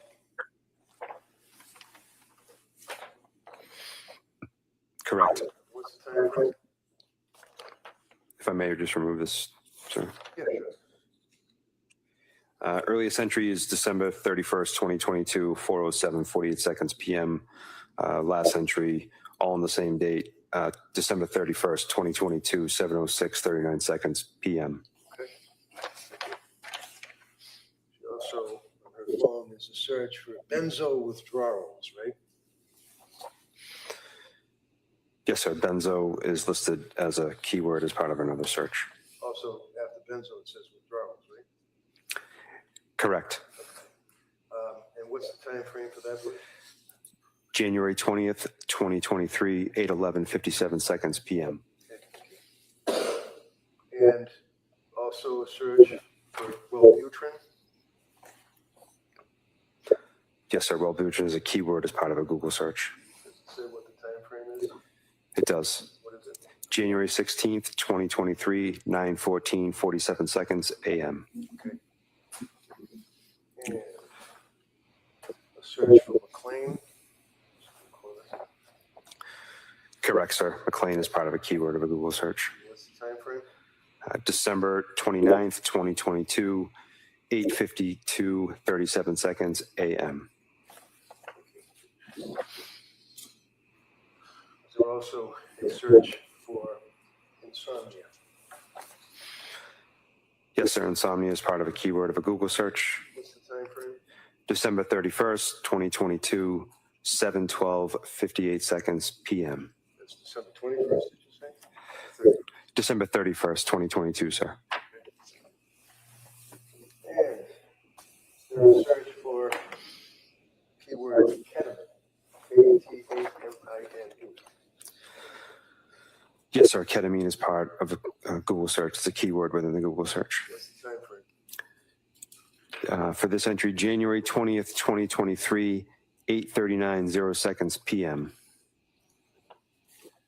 There's also a search pulled up on Celebrate for Lamictal. Yes, the word Lamictal is part of a Google search. And what's the time frame? January 16th, 2023, 9:23:13 seconds AM. Okay. Is there also a keyword search for postpartum and Google searches for postpartum depression and various aspects of postpartum?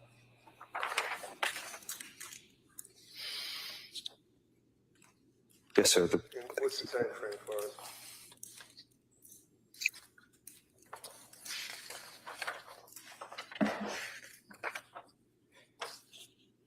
They all occur within January of 2023, with the earliest date being the 11th of January 2023 and proceeding all the way to the 19th of January 2023. And keyword benzo. Is that on the Celebrate report for Lindsay's cell phone? It is, sir. Can you tell us what the time frame is? Sir, would you like it for the first entry or all the entries? Give me the ideal length for, the bracket, starting on when, ending on when. We don't have to go through all of them. The earliest entry appears to be December 6th, 2022, 9:17:05 seconds AM, with the last entry being January 20th, 2023, 8:13:48 p.m. And search for bipolar. That was on her phone. Keyword bipolar is part of a Google search, correct? Bracketed in. What's the time that it started? When did it end? The earliest entry is from this report is December 29th, 2022, 9 a.m., 37 seconds. And the last entry is January 13th, 2023, 1:38:42 p.m. And clonazepam was a search as well, correct? That's correct, sir. And can you just give me an idea, what's the time frame on that? All of the searches in this report indicate January 18th, 2023, in the morning hours from 11:26 a.m. to 11:27 a.m. Okay.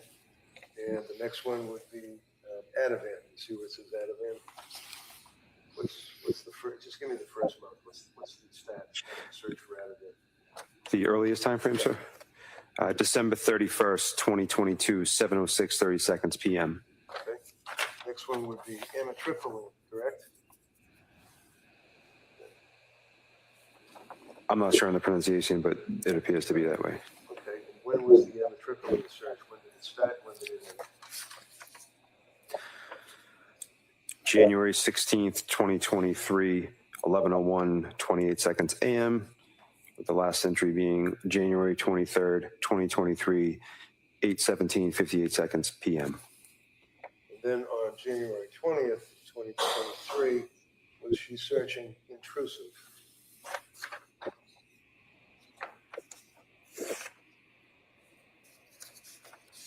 That's correct. Okay. Now finally, sir, on January 19th of 2023, was she searching hallucinations? Yes, sir. 10:33:49 a.m. Sir, I would offer these. I can just look them over. Sure, yeah. You're welcome, sir.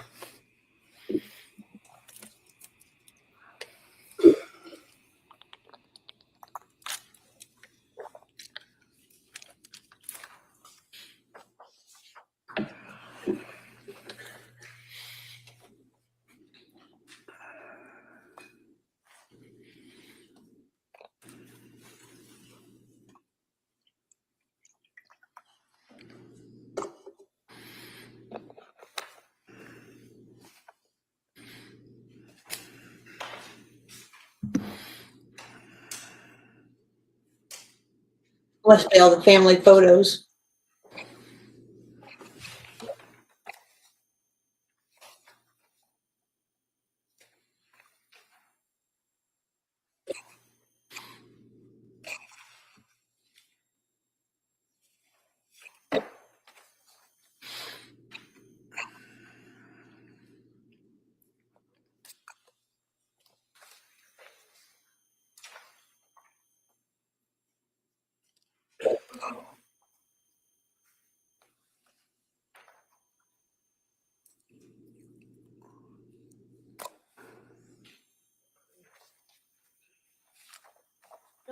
Okay, those may be admitted. Do you want to admit it's individual? Is one individual or all one? I don't care.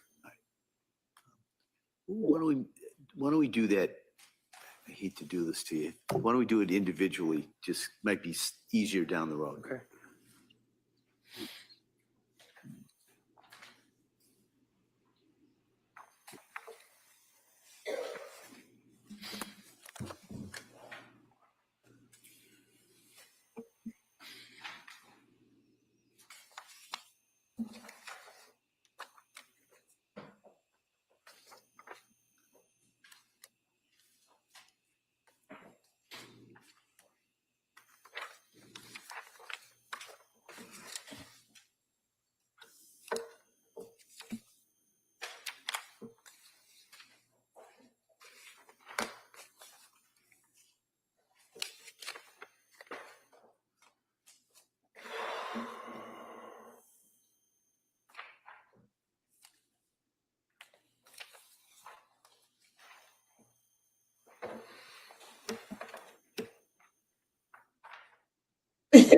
I love his magnifying glass.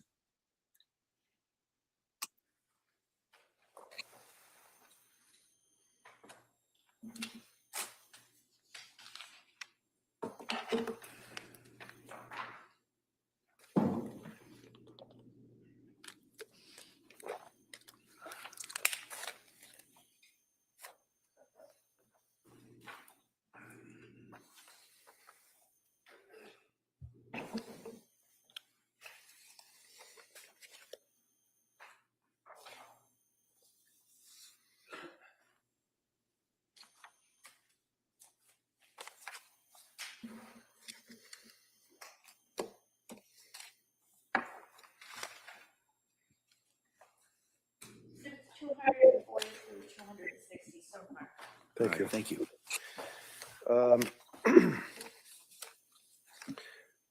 I apologize, I neglected to ask about this solid grade extraction report from Lindsay's phone.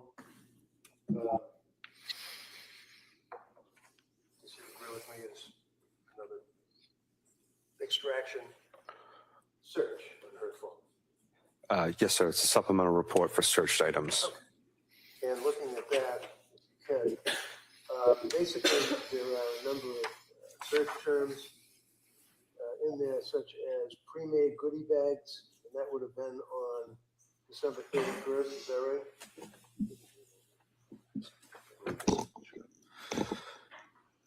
Yes, sir.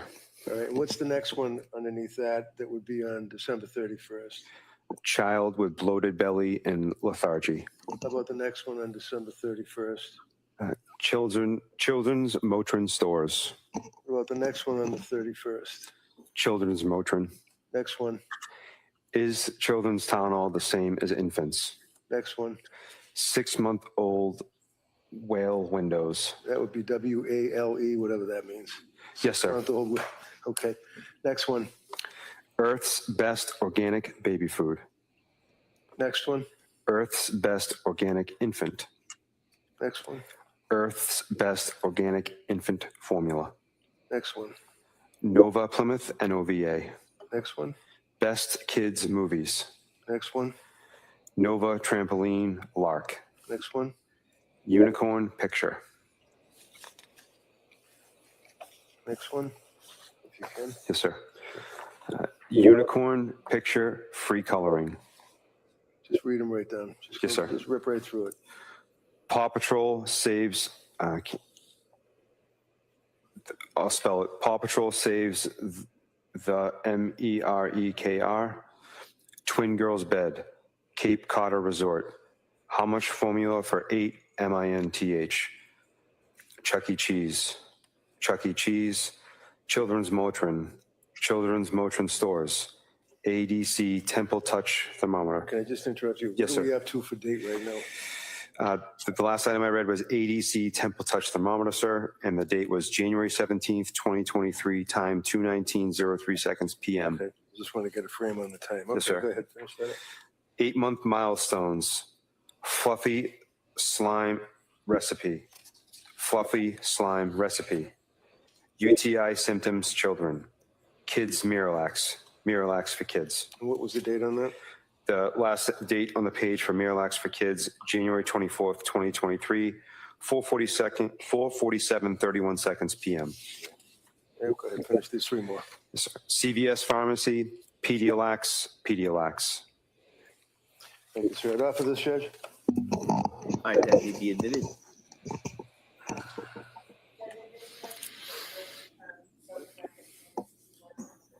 Yeah, 261. That's it.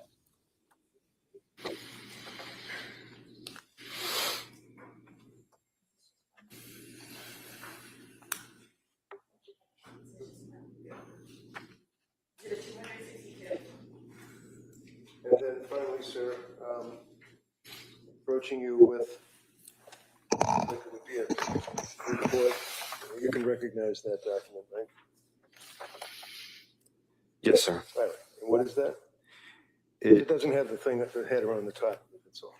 It's a supplemental report, sir, and appears to be text messages. Okay. Are you able to know when the photograph of the two kids and the snowman was sent to Pat by Lindsay? You know when? Was it on the 24th? If you know. I would have to look at the extraction.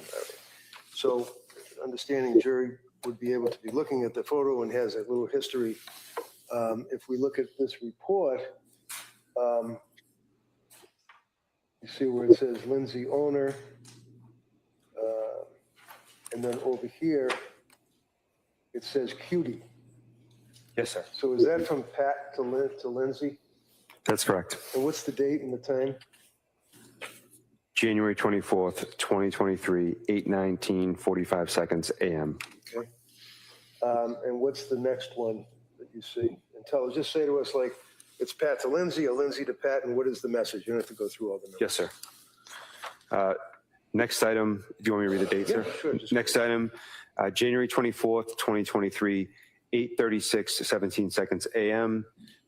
Lindsay DePat loved an image, which is a reflection that someone used the feature within iMessage to like an image. Like an image, like a photograph, right? Correct, sir. Yep. What else? Want me to keep going? Sure. January 24th, 2023, 8:42, 16 seconds a.m. From Patrick to Lindsay, how's it going? And you know what? If it's the same date, rather than taking the time, just go right down and read the messages. That would 'cause we Receive, know sir. the time frame. The date is the same for all the messages. From Patrick to Lindsay, how's it going?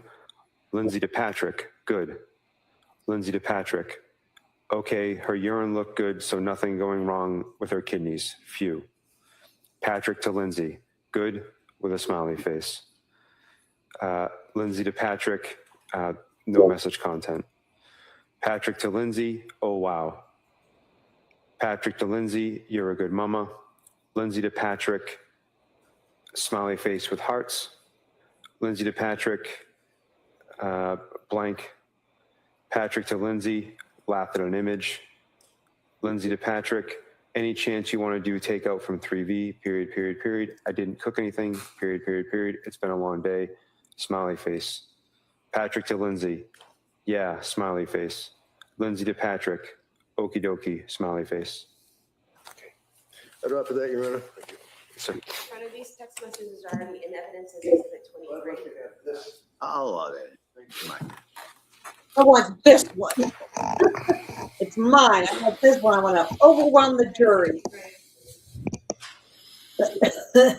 Finally, District Attorney spent some time asking you about modifications to a photograph, and I think it was of the little baby. You recall that line of questioning? yes, sir. What did that mean? Does that mean that someone, or Lindsay or someone on her phone, changed the photograph of the little baby? Is that what that means? It means that the photo was edited in some fashion. So that could be like coloring? It could be a variety of things. Like what? As I indicated in my earlier testimony, it could be that someone took a live photo, and instead of having it be a live photo, which is a multiple burst of images, they took it down to just a single photo. Anything else that can be modified? Multiple things, but from the extraction, it's the only thing I was able to determine. So you weren't involved in the search of the Clancy house on the 24th, 25th? You didn't go into No, the, sir. get the Were you drawer? aware that there are photographs of the kids hanging in virtually every room, kitchen, living room, bedrooms? Do you know that? As an investigator on this? Sir, I was not involved in the search. You know that there were dozens of photograph albums, little babies, all over the house. You know that? I was not aware of that, sir. Thank you. Commonwealth redirect? All of the exhibits that defense counsel just put in about the searches for psychosis or certain drugs, are those all available in the disc Exhibit 236, in some of those reports where you can search the word and all of those mentions will come up? Yes.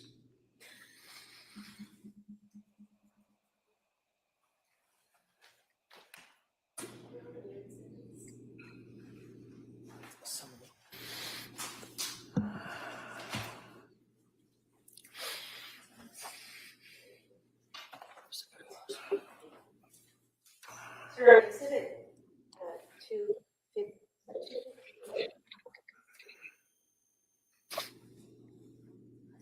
Thank you. The search is about psychosis. Some of those searches were for psychosis symptoms on January 19, 2023. Is that correct?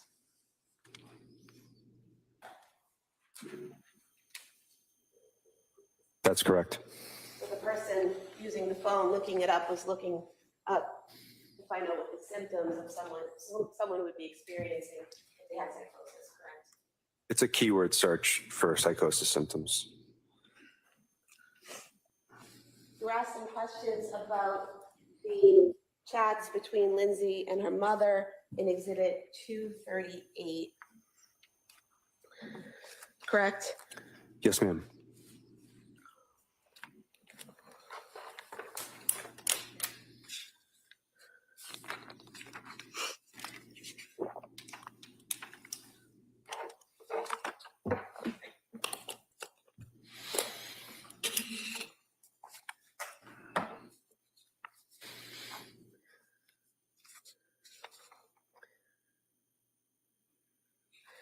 There's a text message from her mother to Lindsay on January 19th, 2023, which states, "I'll bring it Saturday. Never know what treasures I'll find in the attic," correct? That's correct, ma'am. Seeming to indicate that her mother is going to visit her that Saturday, correct? From the text message content. It's an inference.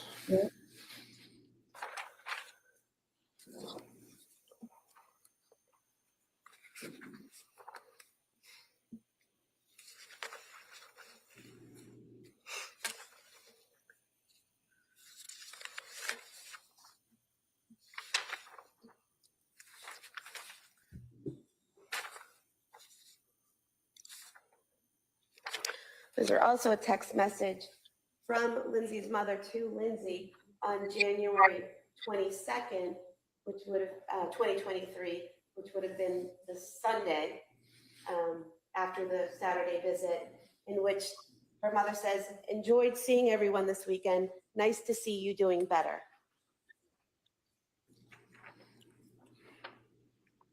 That's correct.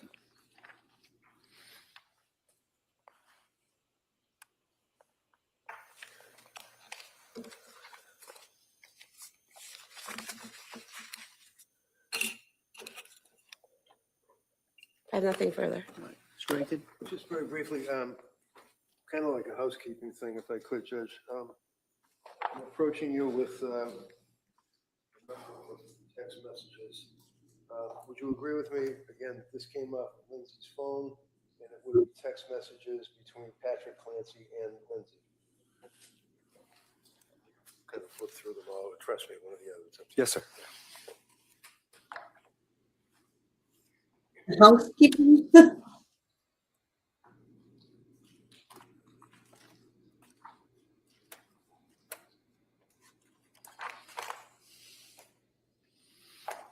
That's correct, sir. Okay. And then finally, I'm handing you again extractions from Lindsay's phone that you can flip through them if you wish. Would be between Lindsay and Sue Clancy, her mother-in-law, Patrick's mother. It says Sue Clancy.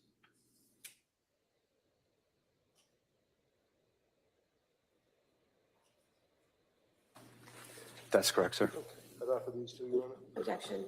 If I can see counsel side. Right, why are you overwhelming the jury with their text messages and your text messages, and they're the same? They're just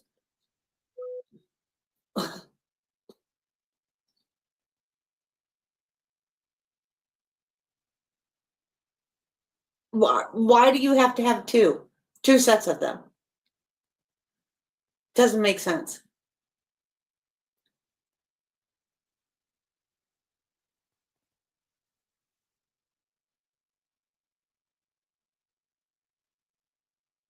You're going to overwhelm the jury with all of it? You want all from when? From 5 years, or I don't know. It's just weird what you're trying to get in. Plus, theirs show the boxes. Yours is just lines. So then they have to decipher who's who.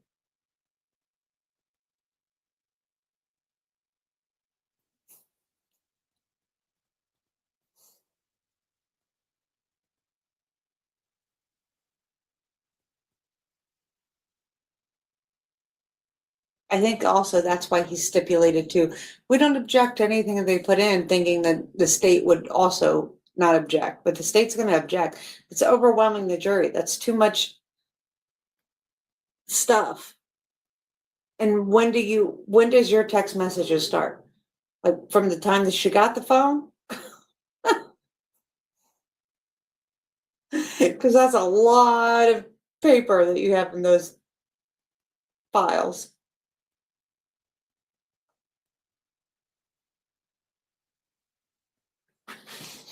So I'd question it.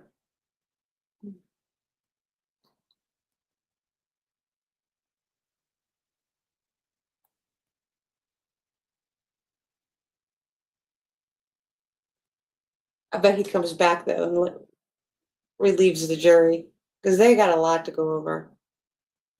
This guy tries to put so much in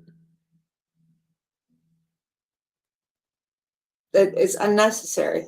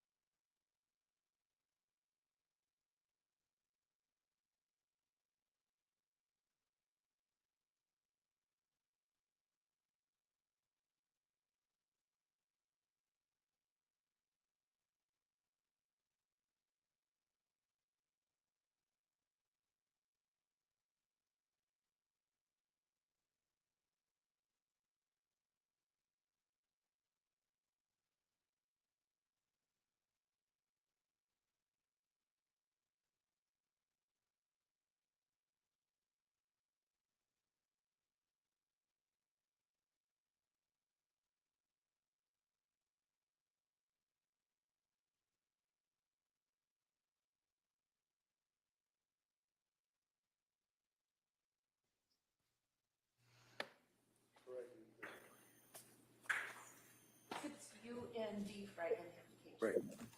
So that's all I have. Thank you, sir. All right. Attorney Sprague, anything further? No, Your Honor. All right, thank you, sir. You may step down. Thank you.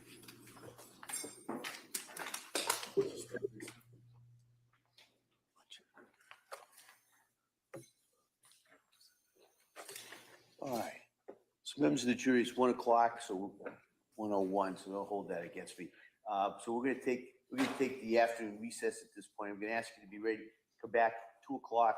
No. And go to the next witness. My instructions are the same. During the break, don't talk about this case, don't do any research, don't read anything, don't listen to anything. And then see you back here about 2 o'clock. Okay, thank you. Court, all rise. Judge, kindly close the door, folks. Place them on the chairs, please. This way, please.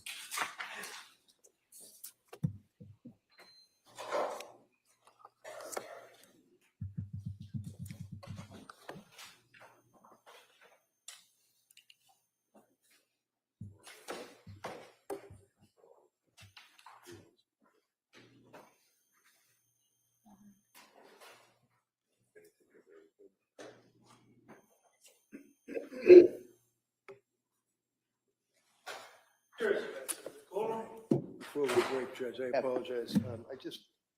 When I introduced the records from social health, actually I put in the cover page and the wrong page. does not reference the actual medical record that I have. So do you have any objection to the substance status? It's the appointment.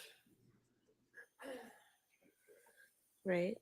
So, I'm sorry, I just missed the part where you said it's different than what you submitted. Yeah, what I submitted is just like a cover letter and some other things. I thought I submitted the medical record. Oh, no objection. So you want to substitute those? Yeah, sure. Is it from this new batch? Thank you. All right, thank you. All right, so we'll be in recess till about 2 o'clock. Court, all rise. Yesterday. Nice. It's different than what you submitted? Screwed up. All right. Well, I will be back at 2. I really thought since he said they were going to let him go early that he was going to let him go at lunch, but guess not. Guess he's coming back after lunch. So I will be back at 2 and hope everybody has a good lunch. See you then. Man, club justice system, but the deck set to fail. You speak for transparency, they call it a crime. Next day, you suspended for 6 months of your time. Pedigree, politics, trophies on the wall. Vanity awards while the ethics take a fall. They say it's for the free, but we know what it is. Power in the clubhouse, silence in the beer. Pedigree, politics, ribbons and lies. Smiles at the banquet, but the truth in disguise. You can muzzle the voice, but the truth don't grit. Dog show, kingdom built on counterfeit grit.